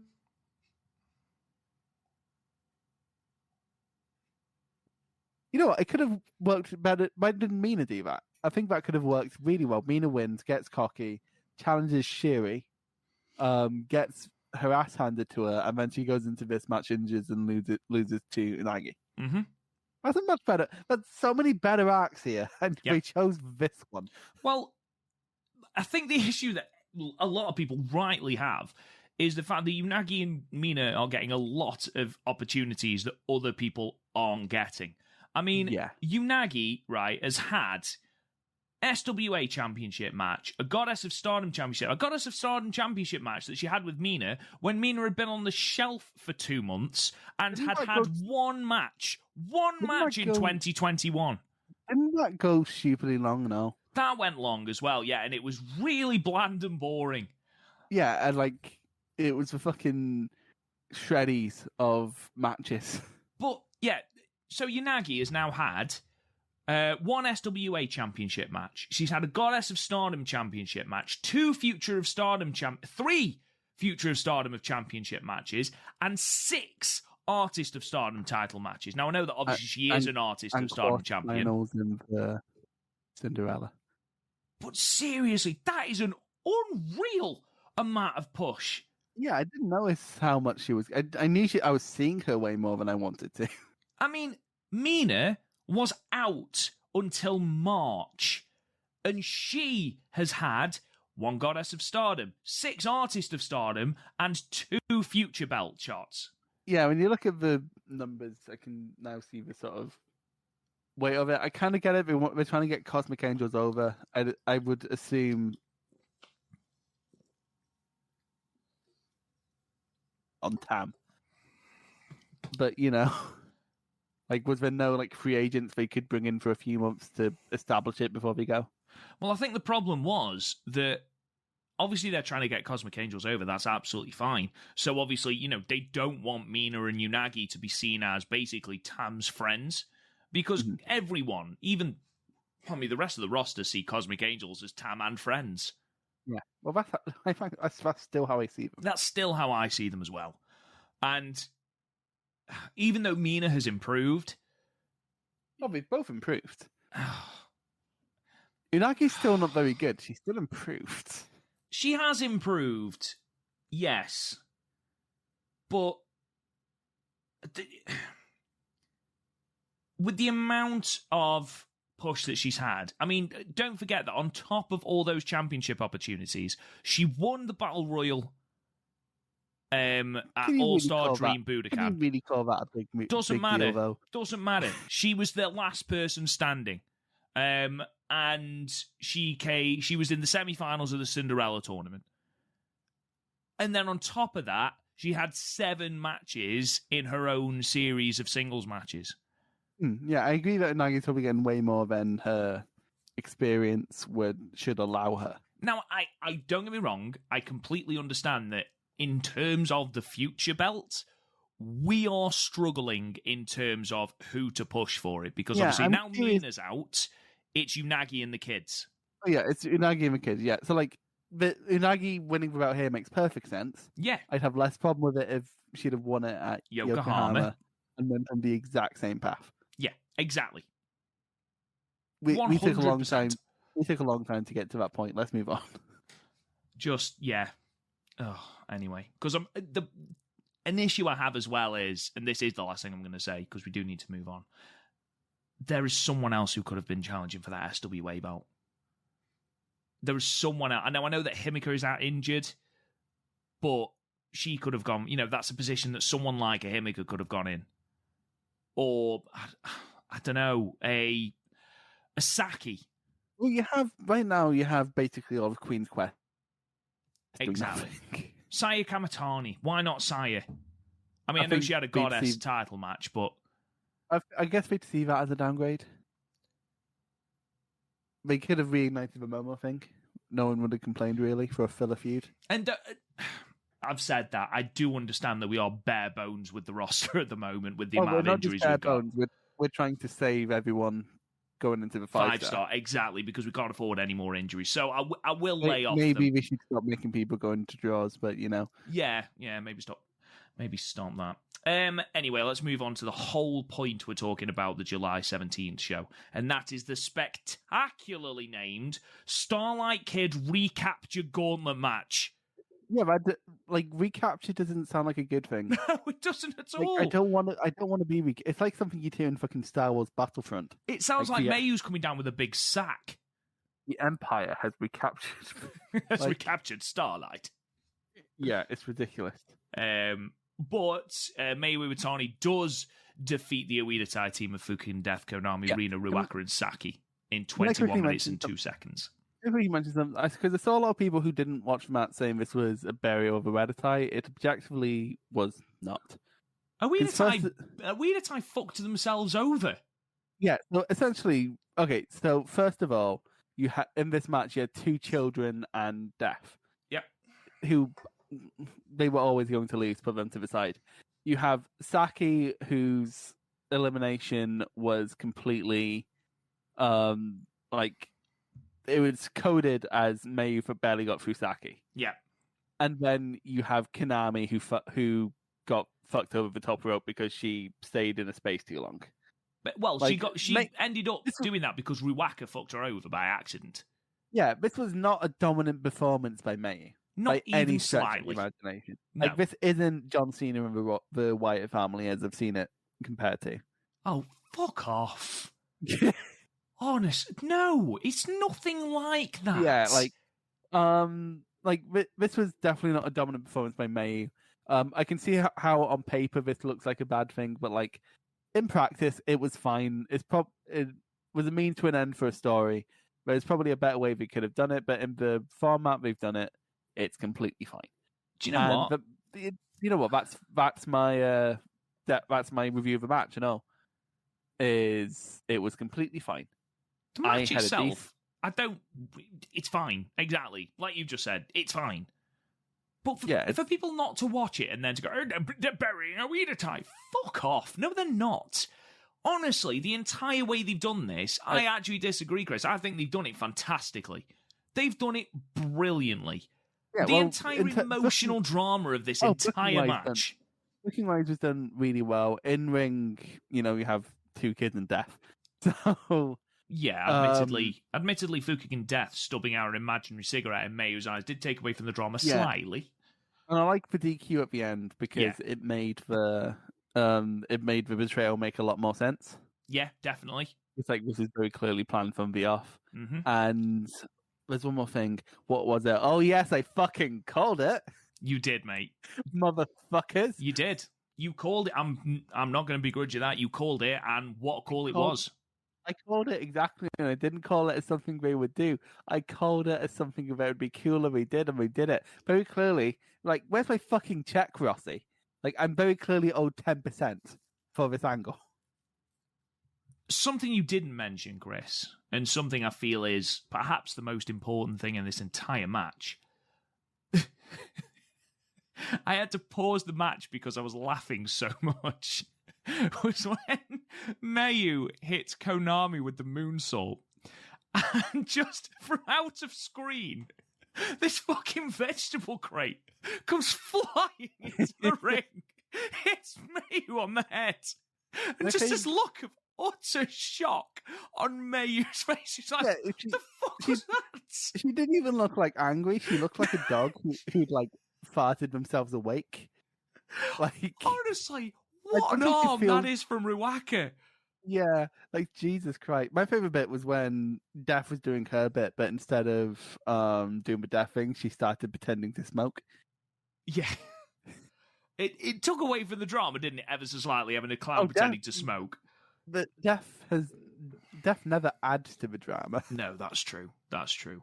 I did have flashbacks when I heard that chain, though. I was like, oh my God, they're going to fucking hang her, aren't they? You know what? Well, at this point, I'm nostalgic about the chain. No, you're not. Don't. We know they listen, Chris. Why do all the red flags look like so much fun? In all seriousness, the best bit of this match was Mayu and Saki. I really like that. I'm really hyped for their 5-star match now. Yes, I keep forgetting they're in the same 5-star block. I loved Mayu literally collapsing into Saki with strikes.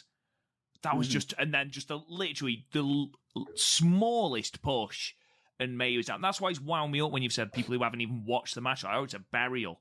No, it's great storytelling. How Mayu's adrenaline to get her friend back has literally forced her to get out of this fight. And the fact that Oedo Tai have planned it so that they build Mayu up to this crescendo at the end of the match to only then have it completely ripped from it in the most heel way possible.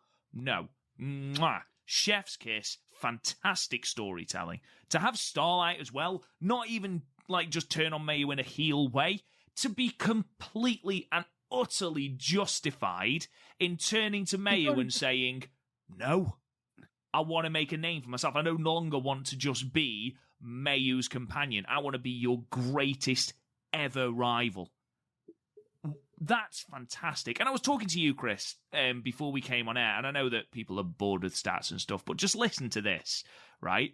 Before Yokohama, or just after Yokohama Budokan, in spring, so the 4th of April show, Starlight Kid had the 4th worst winning percentage. The only people with a worse winning percentage than Starlight Kid was Lady C, Gokiken Death, and Saya Ida. At that point in the 4th of April, Starlight Kid had won no tag team matches. She'd won 3 multi-woman matches. Why on earth would she want to come back to Stars? The people who've been inherent losers for the entire of the year. The fact that she was made a complete fool of by Julia. No one in Stars came to her aid. She was made to look like an absolute joke. And then, because of Mayu's all-out war on Oedatai, which have completely blinkered her to everything going on around her, she loses Starlight to Oedatai, promises that she's going to get Starlight back the first thing she ever does, and then goes for the tag belts at the next pay-per-view with her new best friend Kaguma. Why the fuck would Starlight want to come back? Yeah, it's like the one really well-built story in Stardom right now. Exactly, and it makes perfect sense. I want to go out on my own. Motivations are all there. Motivations are all on the screen. This isn't like Tam and Saya, where they barely talk to each other, and then it was put as just grand narrative. No, this is like all there. This can all kind of be traced back.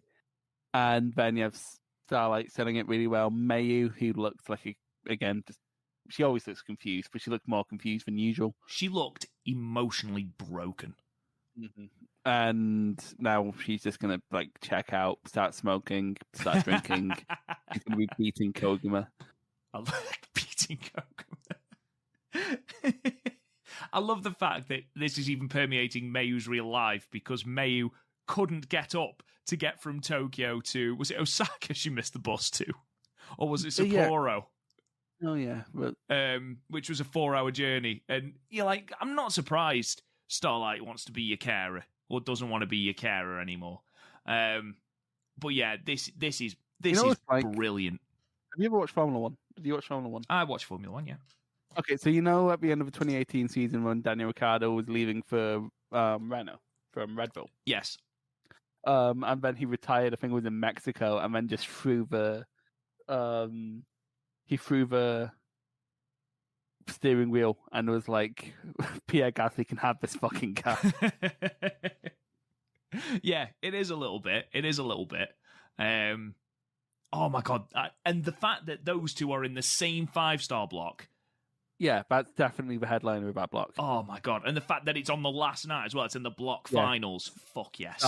Starlight versus May, fucking My Way by Limp Bizkit starts playing. Oh. You think you're special? You do. Oh, amazing. Let's move on then.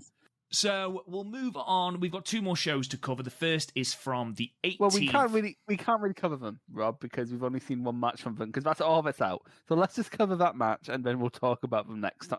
Do you not want to talk about Toshigi? The 18th of July. Oh yeah, the 18th of July happened. I mean, I'll be honest. I'm just going to run through the card, Chris. Yeah, I don't think... Yeah, none of these are at all important. Holy shit. I forgot about it. I've watched matches on this guy. This was a mess show. It was. Don't watch Toshigi. No. It's the one show out of all of them that I would actively encourage you to avoid. It is quite literally for completionists only. So yeah, Stardom Cinderella Tour in Toshigi, 18th of July, from the new Sumpire in Toshigi, Japan, in front of 228 people. So the results are as follows. Start with the tag team match. The Queen's Quest team of Azumi and Sai Kamatani defeated Lady C and Mina Shirakawa in 10 minutes and 30 seconds. Julia defeated Hina, 7 minutes and 40 seconds. The Cosmic Angels team of Tam Nakano and Unagi Sayaka defeated the Oedatai team of Ruwaka and Saki Kashima by DQ in 10 minutes and 43 seconds, because since Starlight Kid has turned a Weed, I've done nothing but lose. Donna Del Mondo, this is our obvious time limit draw for the show. The Donna Del Mondo team of Micah and Suri and the Queen's Quest team of Momo and Utami went to a time limit draw in 15 minutes. And the main event was a 6-woman tag match with stars Hanan Kaguma and Mayu Iwatani defeating the Uedatai team of Konami, Rina, and Starlight Kid in 16 minutes and 4 seconds.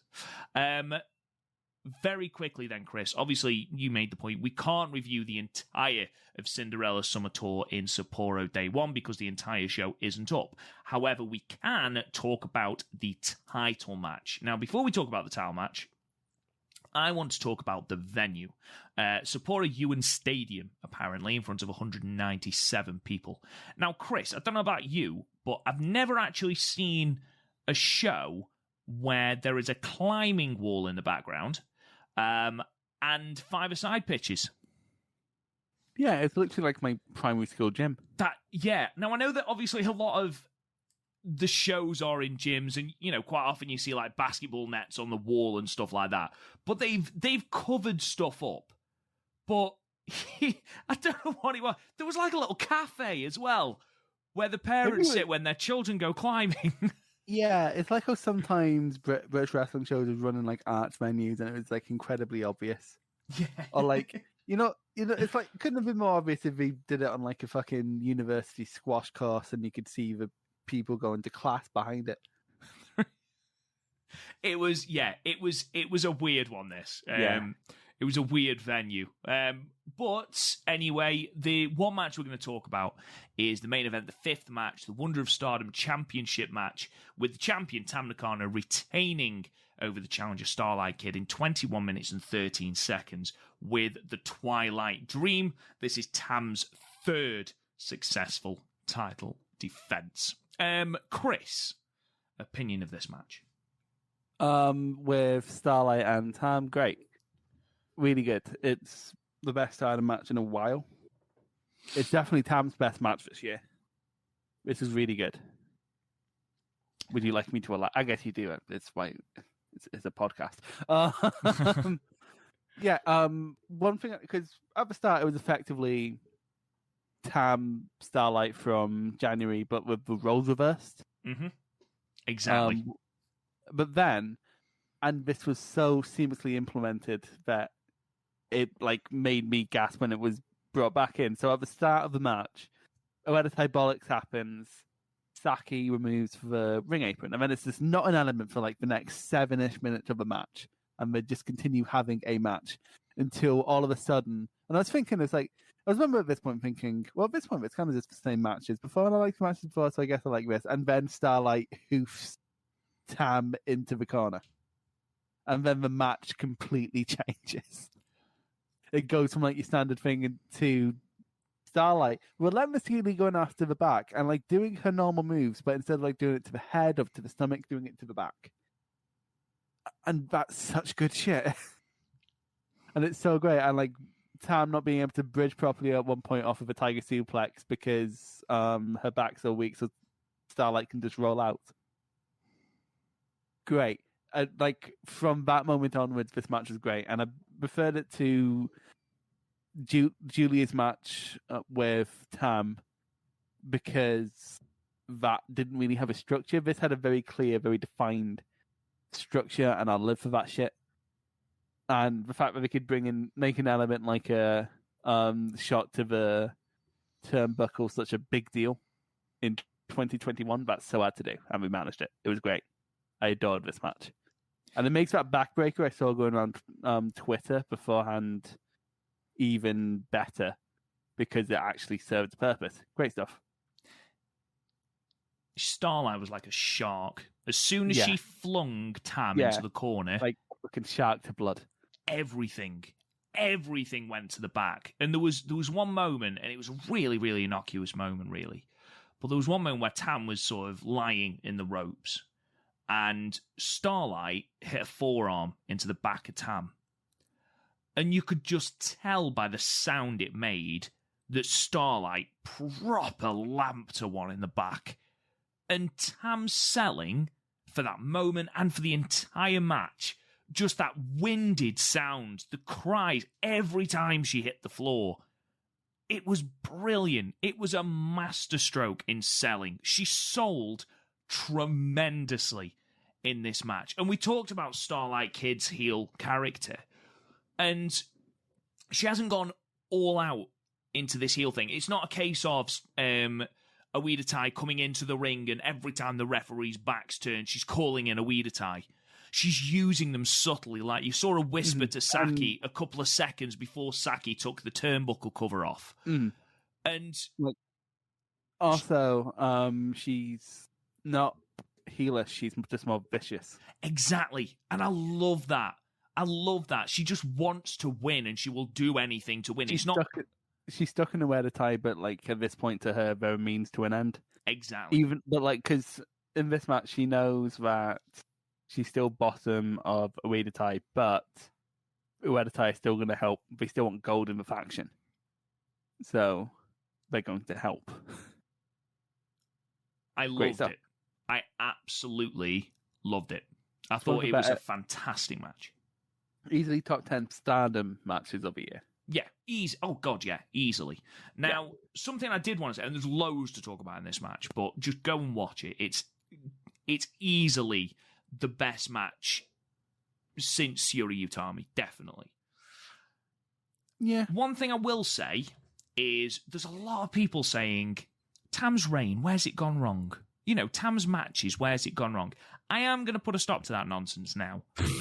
Because we had a whole discussion about this on the last podcast. Also, No. Right. Well, so you're not... Okay, fucking hell. Hang on. No. I know that we talked about the booking of it. That's fine. I don't mind that. The booking's bad, then I stand by the fact that the Saya match was awful. No, mate, I am standing with you.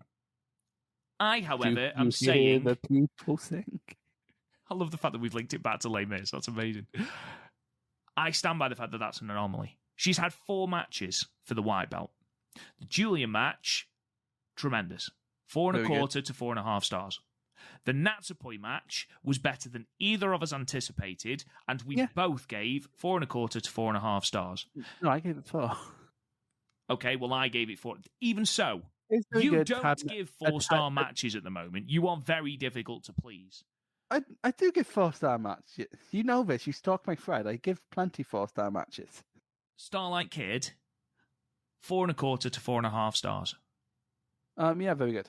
That doesn't sound to me like a woman whose reign is stuttering. That doesn't sound to me... No, but you also need to put in context that we went months between matches, that certain matches weren't built proper. Because also the Natsupoi match in the build, that could have been built slightly better. Right, now, I am going to talk to you about that because I've rewatched it, obviously, for this book. And actually, it's not told in the best way. It's not told fantastically, but it is told... Natsupoi here? Natsupoi, I apologise. No, I agree. It's better built. Like, there's build there. There is build there. And if you watch the press conference, it does it even more. And obviously, we've got the VTR, which does a fantastic job of summarising it all. And that is actually really well built. And the second time I watched that match, you actually pick up on little things. And the story is there for that match. Obviously, you've got the feud with Julia. And obviously, you've got the stuff with Starlight. You've got the things with the callback to their January match. The callback to the fact that, you know, they had those dueling tiger suplexes. You've got the whole thing with Starlight embodying this heel faction, whereas you've got Tam, the ultimate babyface. And, you know, that comes to a really good match. We talked till we were blue in the faces with the Saya match. You know, I know you really didn't like it. I didn't particularly like it. I think I gave it 3.5. No, I gave it 3 3/4, didn't I? It's easily the weaker of the matches for me, but I think Tam's reign has been good. The fact that she hasn't had more defenses... I can see that. I can see that being incredible criticism. I think when people were talking about this, especially in the context of these discussions were happening around and coming out of the Saya match. So you have to understand, have those conversations then and have those conversations after what is probably the best match of her reign, and definitely the best match of her year. So, but by extension, best match of her reign. You're going to be in a completely different place thinking about this reign. But even after the Saya one, you're still looking at one match, whereas the Julia and the Natsupoi matches were great. And then you look at Tam before that. When I was talking about I'm not talking about you. Yeah, all right, James. Don't worry. I'm not talking about you. We're the only voices that matter on this podcast, but this is our platform. I'm just saying that for those who've said that Tam's reign is a bit of a damp squib, it's not. I stand with them in some sense where it could have been. It could have been more so far. Do you think it's been affected somewhat by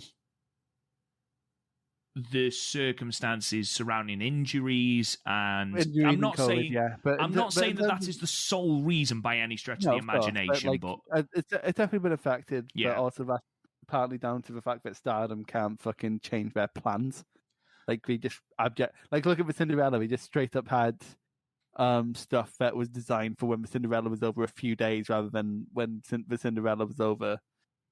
It went over like 2 months or something mad, didn't it? Like, are you talking about Micah's injury? Yeah, like I thought you would they be. just don't change plans or narratives sometimes, even when they really need to. In terms of this match, then, Chris, what are you giving it? 4.25. Very, very good. Yeah, I think I gave it 4.5.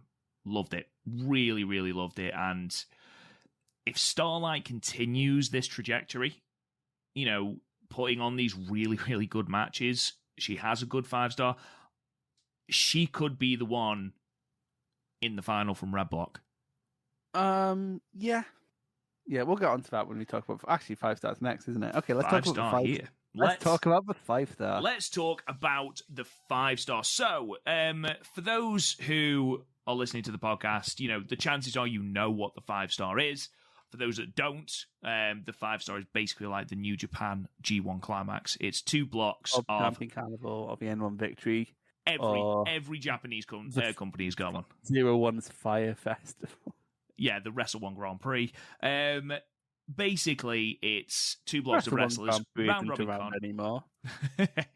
A round robin competition with the 2 block finalists going together at the end in the final. It's smart cookies. You can work this out as you go. 10 wrestlers in each block. Now, obviously, when the blocks were announced, originally Natsuko Tora was in the red block. Obviously, she is out for between 9 and 12 months with her knee injury. So Fukigen Death has replaced Natsuko Tora. We weren't told who X was in the Blue Stars block, but Saya Kamitani in the press conference, in possibly the greatest unscripted moment in the world, accidentally told everyone that it was Takumi Iroha because it was supposed to be announced at the Marvelous show. And Saya Kamitani let it slip at the press conference so everyone knew. Which is just tremendous. A couple of notes. First of all, how the fuck was Matt May? Yeah, no, absolutely fair. Don't know how that wasn't me. Second of all, I wouldn't be surprised if Saya ends on 0 wins. Being punished. Rossi has come out and said, you know what, it's just Saya. So I don't think she's going to get punished. Yeah, like if before that, we should have seen that coming. Jesus Christ. Oh, amazing. Like, if I was in WWE, you'd be shot. Oh, yeah, and, definitely. If I was in New Japan, you'd be shot. If I was literally anywhere but Stardom, I think you might be shot. Just, oh my God. So, just a couple of things. Obviously, like I said... You know what? Do you think there's a chance that Iroha might take liberties? Well, there is that. In their 5-star, it's like, you ruined the Marvelous show, you That was my return match. Like, yeah, like she just goes completely mad, starts throwing her around, and Sai's just like, isn't this something we can discuss? And Iroha just like, I'll treat you like a discus, you piece of shit. But yeah. Yeah, so like I said, there are 10 wrestlers in each block. We'll talk about those in a minute, but a couple of things going forward. So a couple of the past winners, we've got Yuzuki Aikawa won it in 2012, and it's been running ever since then. So the other winners have been Nene Takahashi, Io Shirai, Kairi Hojo, Yoko Bito, Toni Storm, Mayu Iwatani, Hana Kimura, and Utami Hayashishita. Now watch me whip. Watch me, Nene. Now what? I'm going to be a liability on the Seedcast tomorrow, aren't I? You are. Ordinarily, the winner will get a shot at the red belt, and that's been the case for everyone except for Io Shirai in 2014. There have only ever been 2 winners of the 5-star that have been successful in those red belt matches. Obviously, Utami last year was successful against Mayu Iwatani at Sendai Cinderella. Chris, can you guess the other person who was successful? Was it Storm? It was Storm, also against Mayu Iwatani. No. So she's been the champion against both people who've been successful. Nobody else has been successful in their title match after winning the 5-star. In terms of the people that are in the tournament, I'm going to run through some stats for each person. So we're going to start with Red Block. Julia, this is her second tournament. She finished 5th in the block last year, and that is to this date, obviously, her best finish. Momo Watanabe from Queen's Quest. This is her 4th tournament. Her best result, she finished 3rd in the block in both 2018 and 2019. Fukigen Last Death. year she was being buried, though. Oh, yeah. Fukigen Death, obviously replacing Natsuka Tora. This is her 5th tournament. She finished 3rd in the block in 2014 and 2015. Saki, this is her 4th tournament. She finished 5th in the block in 2012. Starlight Kid, this is only her 2nd tournament, and she finished 8th in the block last year. She didn't do well last year. She didn't do very well at all.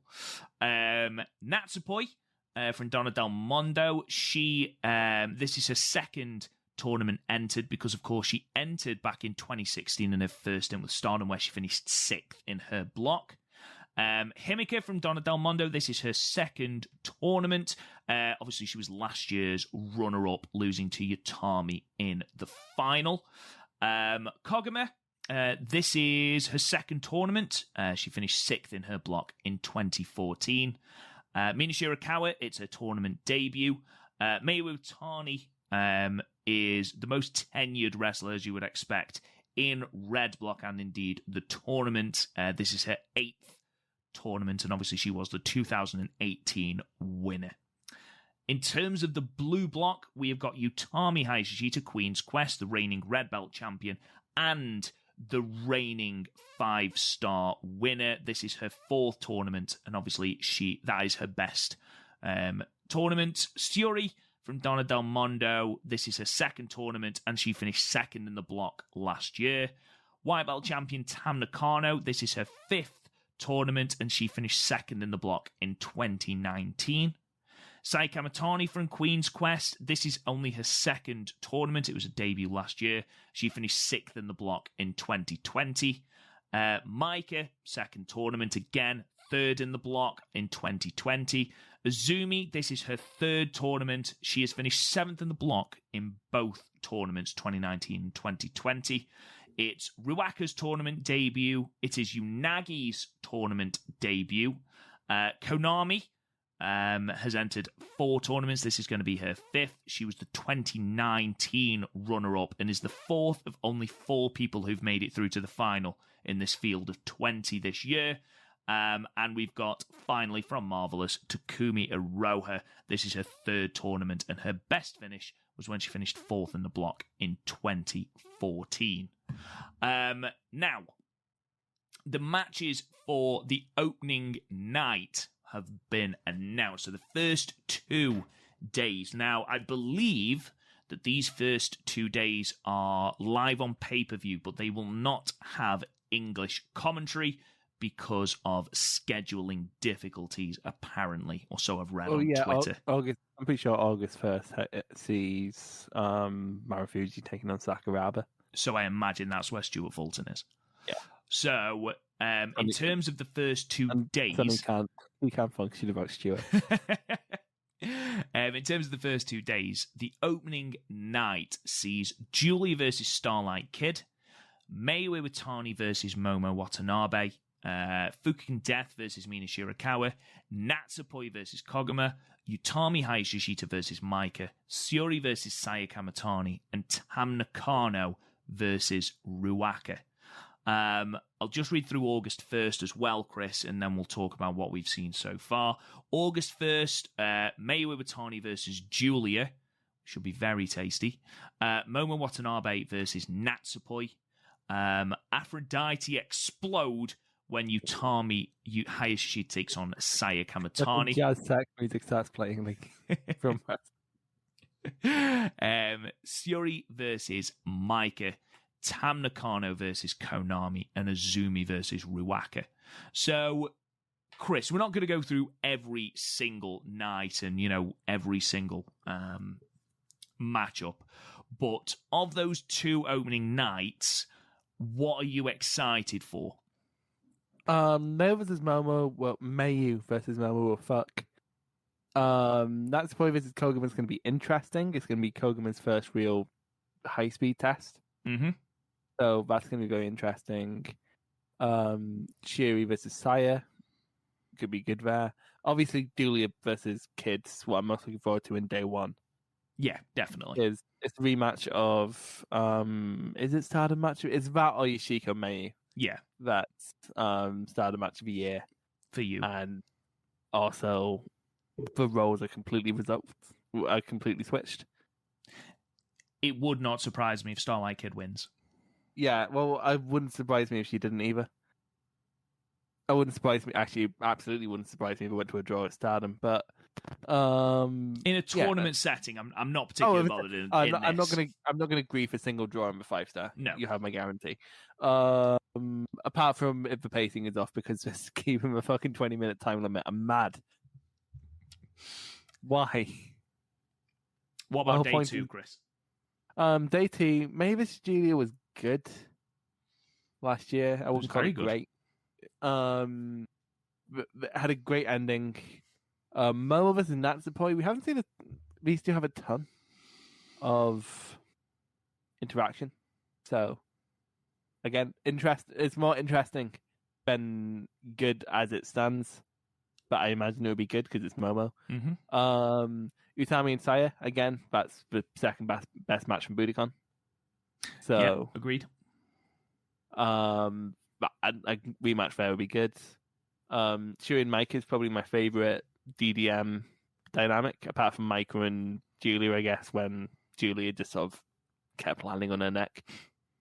Tam Konami, that's already shown to be very good. They might have shot themselves in the foot having it so close to the 5-star, but I'm sure it still could be grand. Yeah, like 2 very solid opening days. One thing I am noticing is that Aroha doesn't turn up for a fucking while, does she? No, Aroha's first match, I believe, is August 29th, and then she runs all her matches through September. Yeah, I guess that's why 5-star is so stilted this year.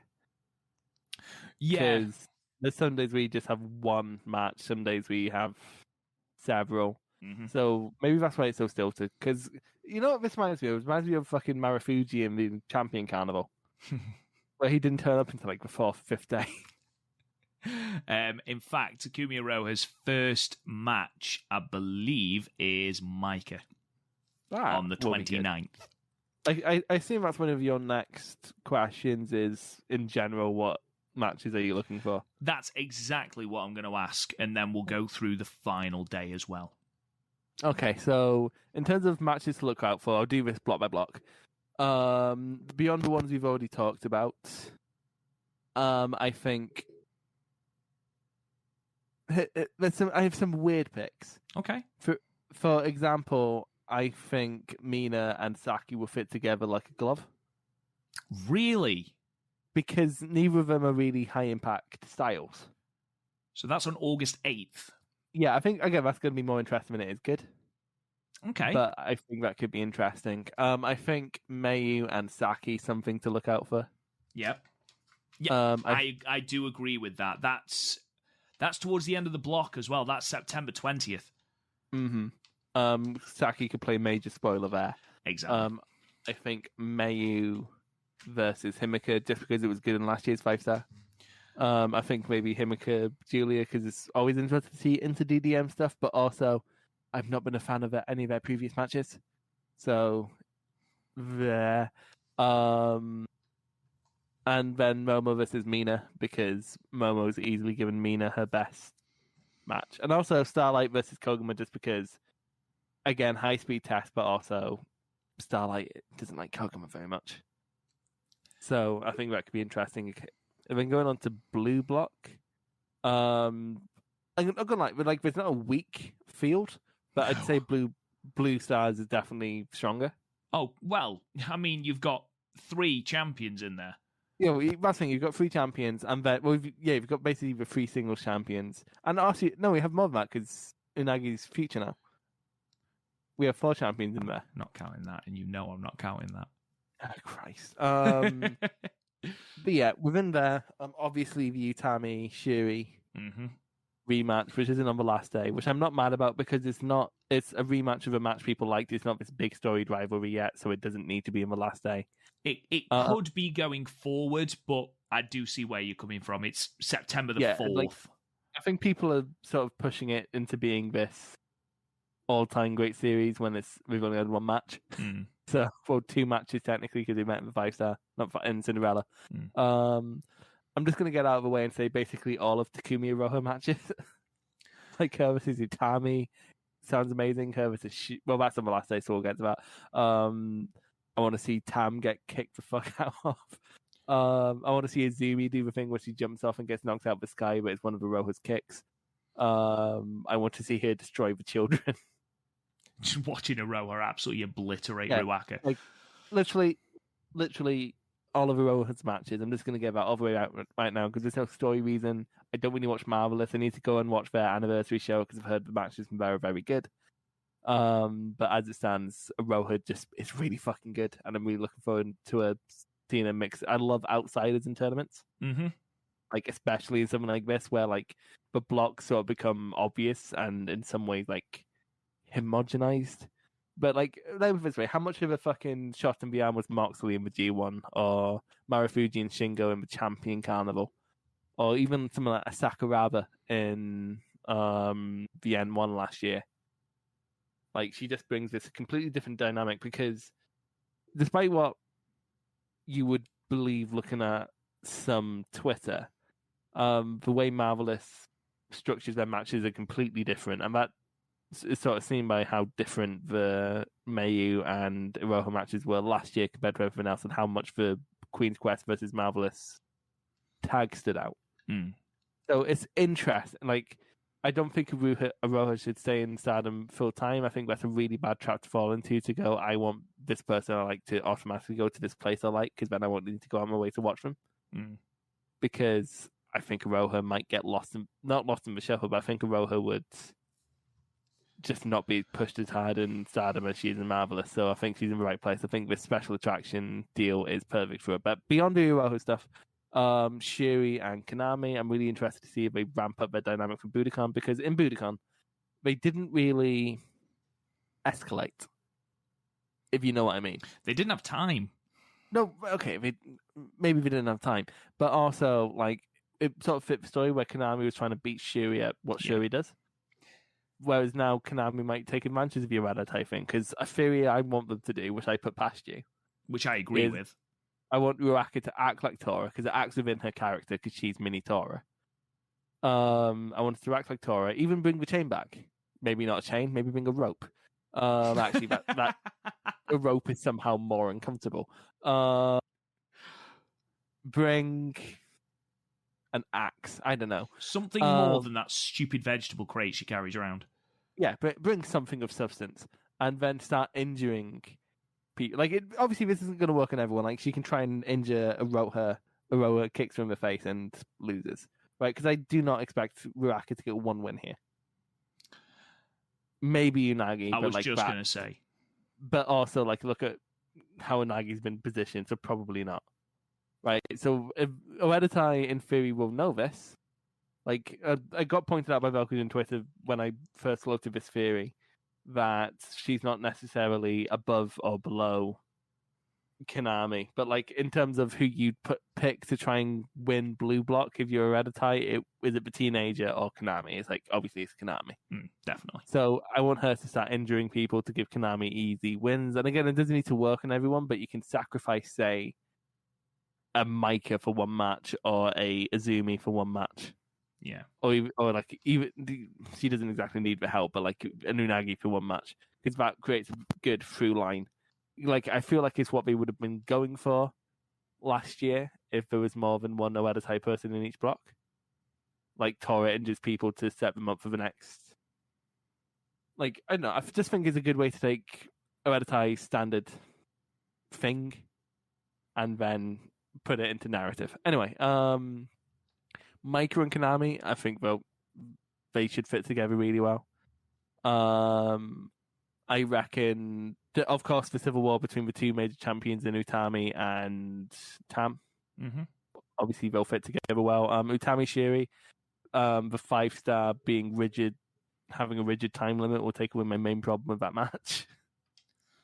Which you've made abundantly clear. Yeah. You still sound mad about me with this opinion. No, not at all. Carry on. No, fine, that'll be fine. Micah versus Unagi, because Micah had Unagi's best singles match to date. So, yeah, overall, two very strong blocks. I mean, looking at it for me, you've mentioned a good deal of them there. I'm interested to see the Starlight Kid and Natsupoi rematch from, I think that's August 8th, that match. Yeah, that was very good. And Very again, good. well, roles haven't reversed more than Starlight's just a dick now. Yeah, true. I really like the idea of Mayu and Himika again. That's August 28th. They did face off it in the Cinderella as well, didn't they? It was good last year with Cinderella. It was good. In the do you mean the 5-star? Yeah, I keep getting fucking Nah, mixed don't up. worry. You mentioned all of Aroha's matches, but in particular for me, Tam versus Aroha on September 6th. And I do agree. That's exactly what I was going to say. Aroha versus Konami, which is September 4th. That's going to be a banger. It's not just that. Like, they're both really good grapplers. They're both really good kickers, but like Konami leads more towards the grappling and Aroha leads towards the kicking. I think it's a good dynamic. It rates itself. It does. You're Again, absolutely right. We can't have, neither me or Rob can have any pretense of some deep story reason of why Aroha should do something. We're just basing it off the fact we've seen her Mayu matches from last year. I've seen a few beyond that because they've been recommended to me, and she's just cool, man. She is. She's brilliant. She's just fucking awesome. Question then. So you look at the big three champions in this block. No, I'm not talking about Unagi. Iroha has Utami September 20th. She has Syuri September 25th. And she has Tam September the 6th. Do you see Iroha picking up a victory against any of those people and having that championship match? Now, I'm not saying... I can't imagine that they wouldn't put her in the tournament and have her beat at least one of these champions. I think Utami would make sense. I think a cross-promotional thing would do well for the red belt. I think that would help cement Utami since they basically neglected her in the first part of the year. Well, you look at her Mayu matches. I think in our Stardom Cast end-of-year awards, I think her matches with Mayu were number 1 and number 2 in our singles matches of the year. And then it went tag as well. I think it was she either won, first or second. Yeah, Queen's Quest versus Marvelous. Yeah, I disagree with that decision, but like she was definitely second best tag. So, yeah.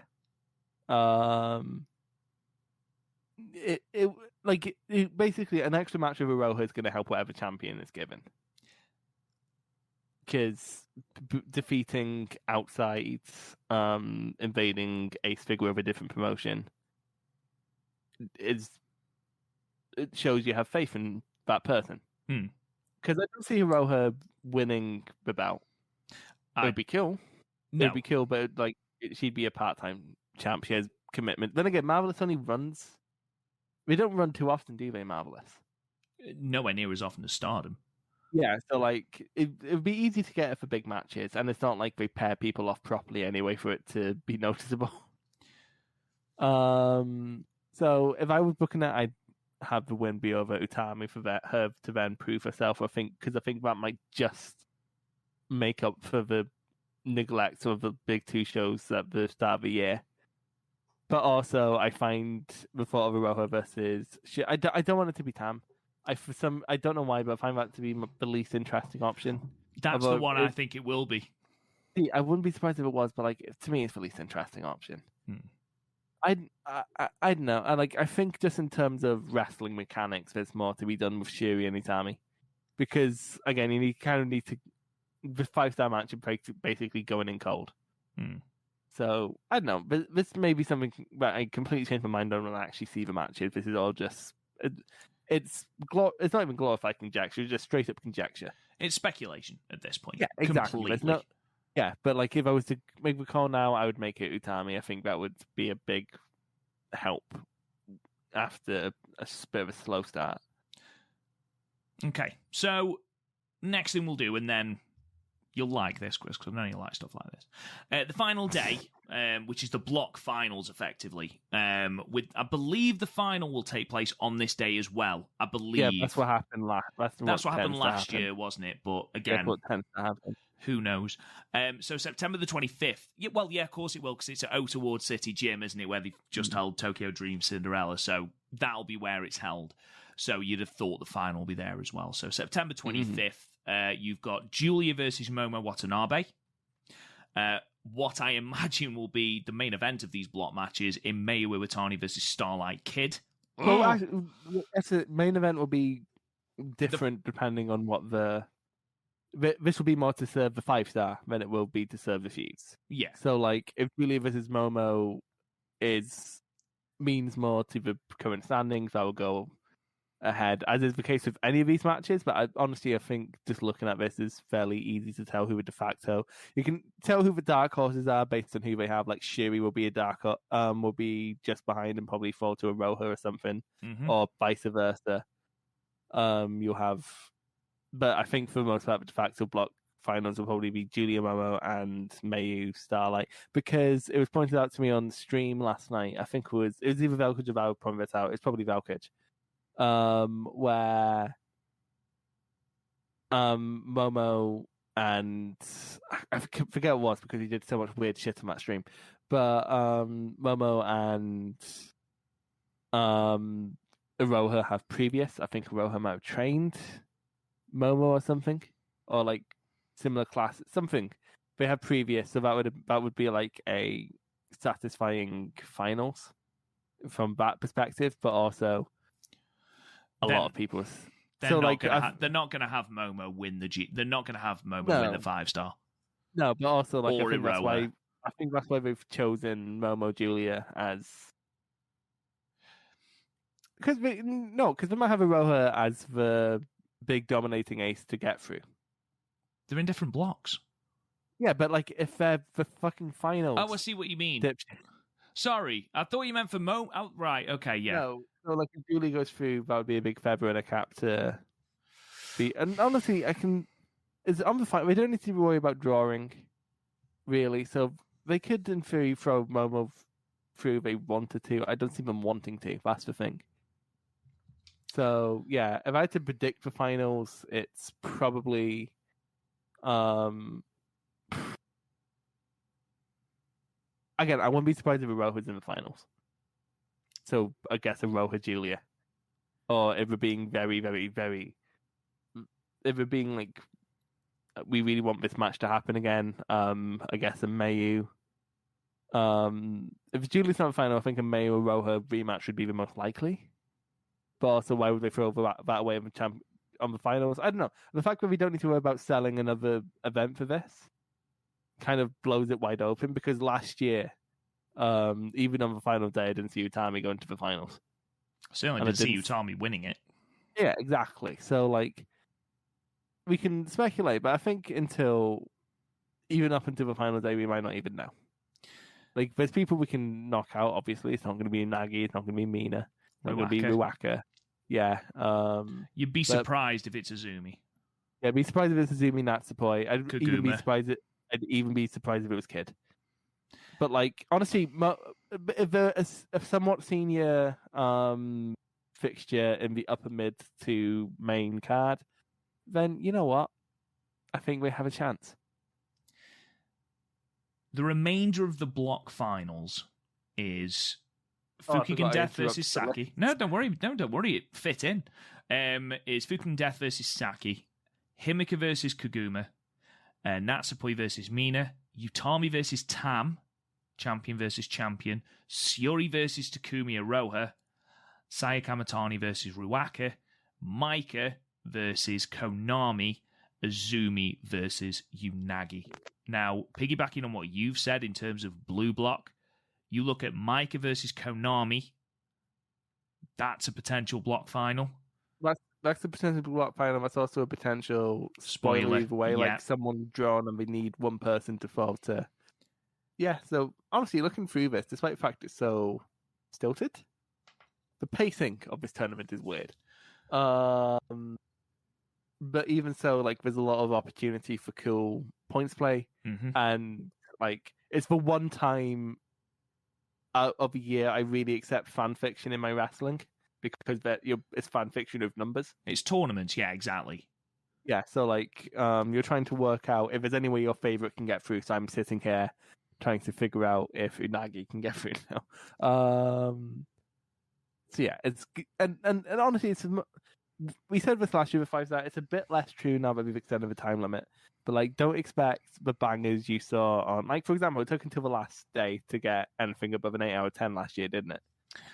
No, I think we gave Mayu and Julia a good. I can't remember off the top of my head what we gave it. No, we gave out 8s like we were going out of fucking style.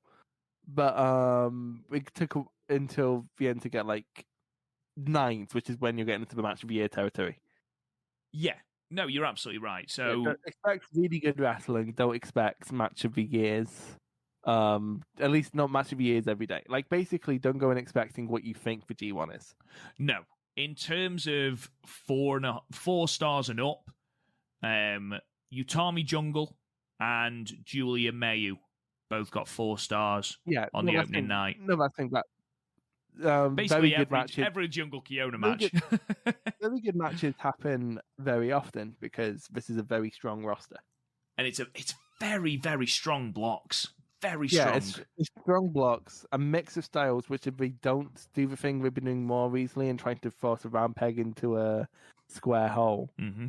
Like, for example, you could have Konami and Shuri being this mat classic. You could have Ruaka and Konami, which could be this Oedatai shit show. You can have high speed matches. You can have sleight of hand, like we'll probably see with Saki. We can see if they bring the book back between Mayu and. that was such a tremendous match. That was so good, yeah, and yeah, like as long as we don't try and square peg round.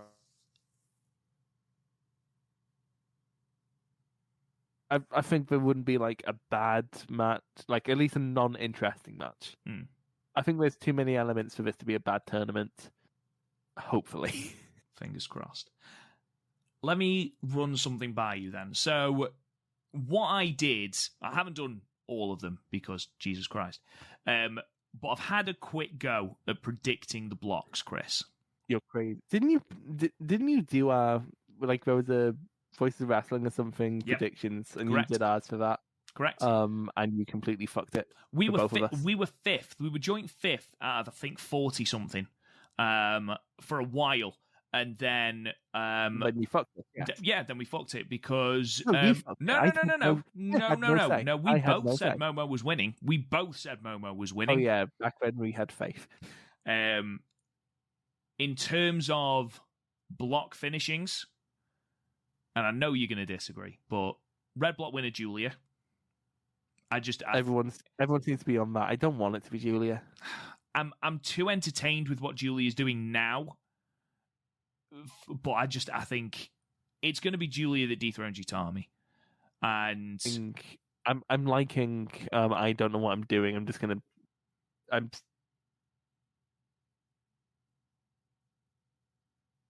Stop. SLK, Starlight Kid, in second place. No, I can see her. I'm not sure about second. I can see her having a strong tournament. I think she'll be second. I think Mayu will be third. And I think Mayu has the opportunity to go through, and I think Starlight Kid beats her on the final night.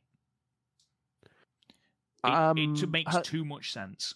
What I want to happen is for Starlight to come second and then Mayu to finish above her.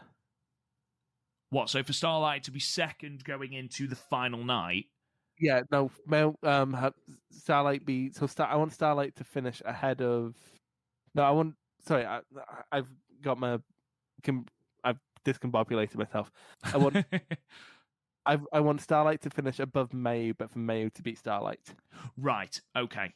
So, do you want Mayu to stop Starlight going through? Basically. So I want Mayu to finish ahead of Starlight. So essentially I want there to be a scenario where there's an argument for Starlight saying she's already done it and an argument for Mayu saying she hasn't. So then, like, when Starlight doesn't have that, she still has that. Okay. Might be a misstep, might be a bit of a misfire. I think you should sit on that for a bit. We'll see. Momo in fourth, Himika in fifth. But it'll be between Himika and Saki, I would have thought. I've not studied the individual days enough to know what my order is, but if I was booking the finals, it would be Momo versus Iroha, because Momo kind of just falls to outsiders now. That's her job. If not, then maybe Shuri Julia. That's exactly what I've got as my final. Maybe May. No, but I'm saying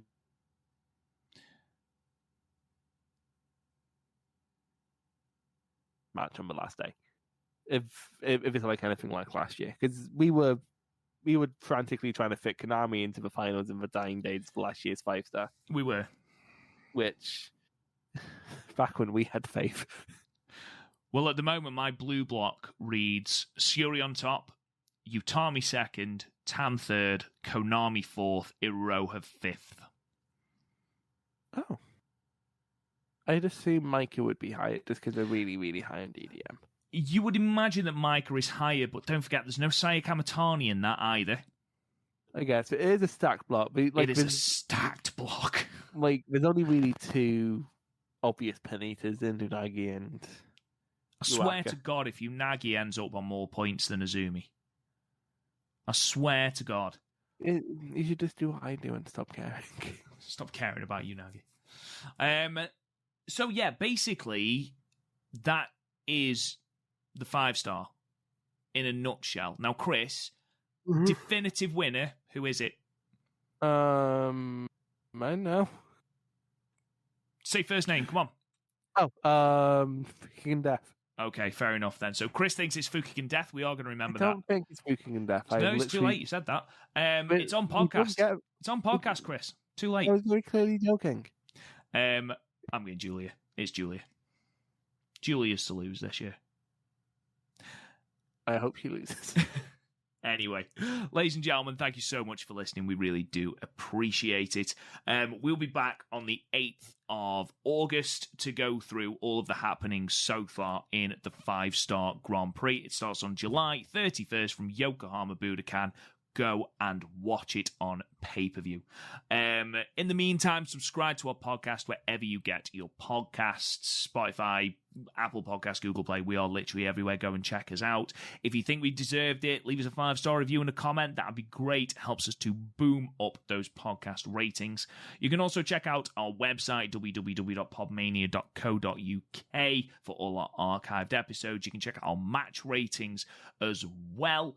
You can find us on Twitter at the Stardom Cast. You can find me at Real Rob Goodwin. Chris, where can they find you? At Dewdrop WWE. Oh, Dewdrop, fucking hell. What a name. Sorry, that threw me completely. I didn't expect that at all. And yeah, until August 8th, 11 p.m. Talk to you guys again soon.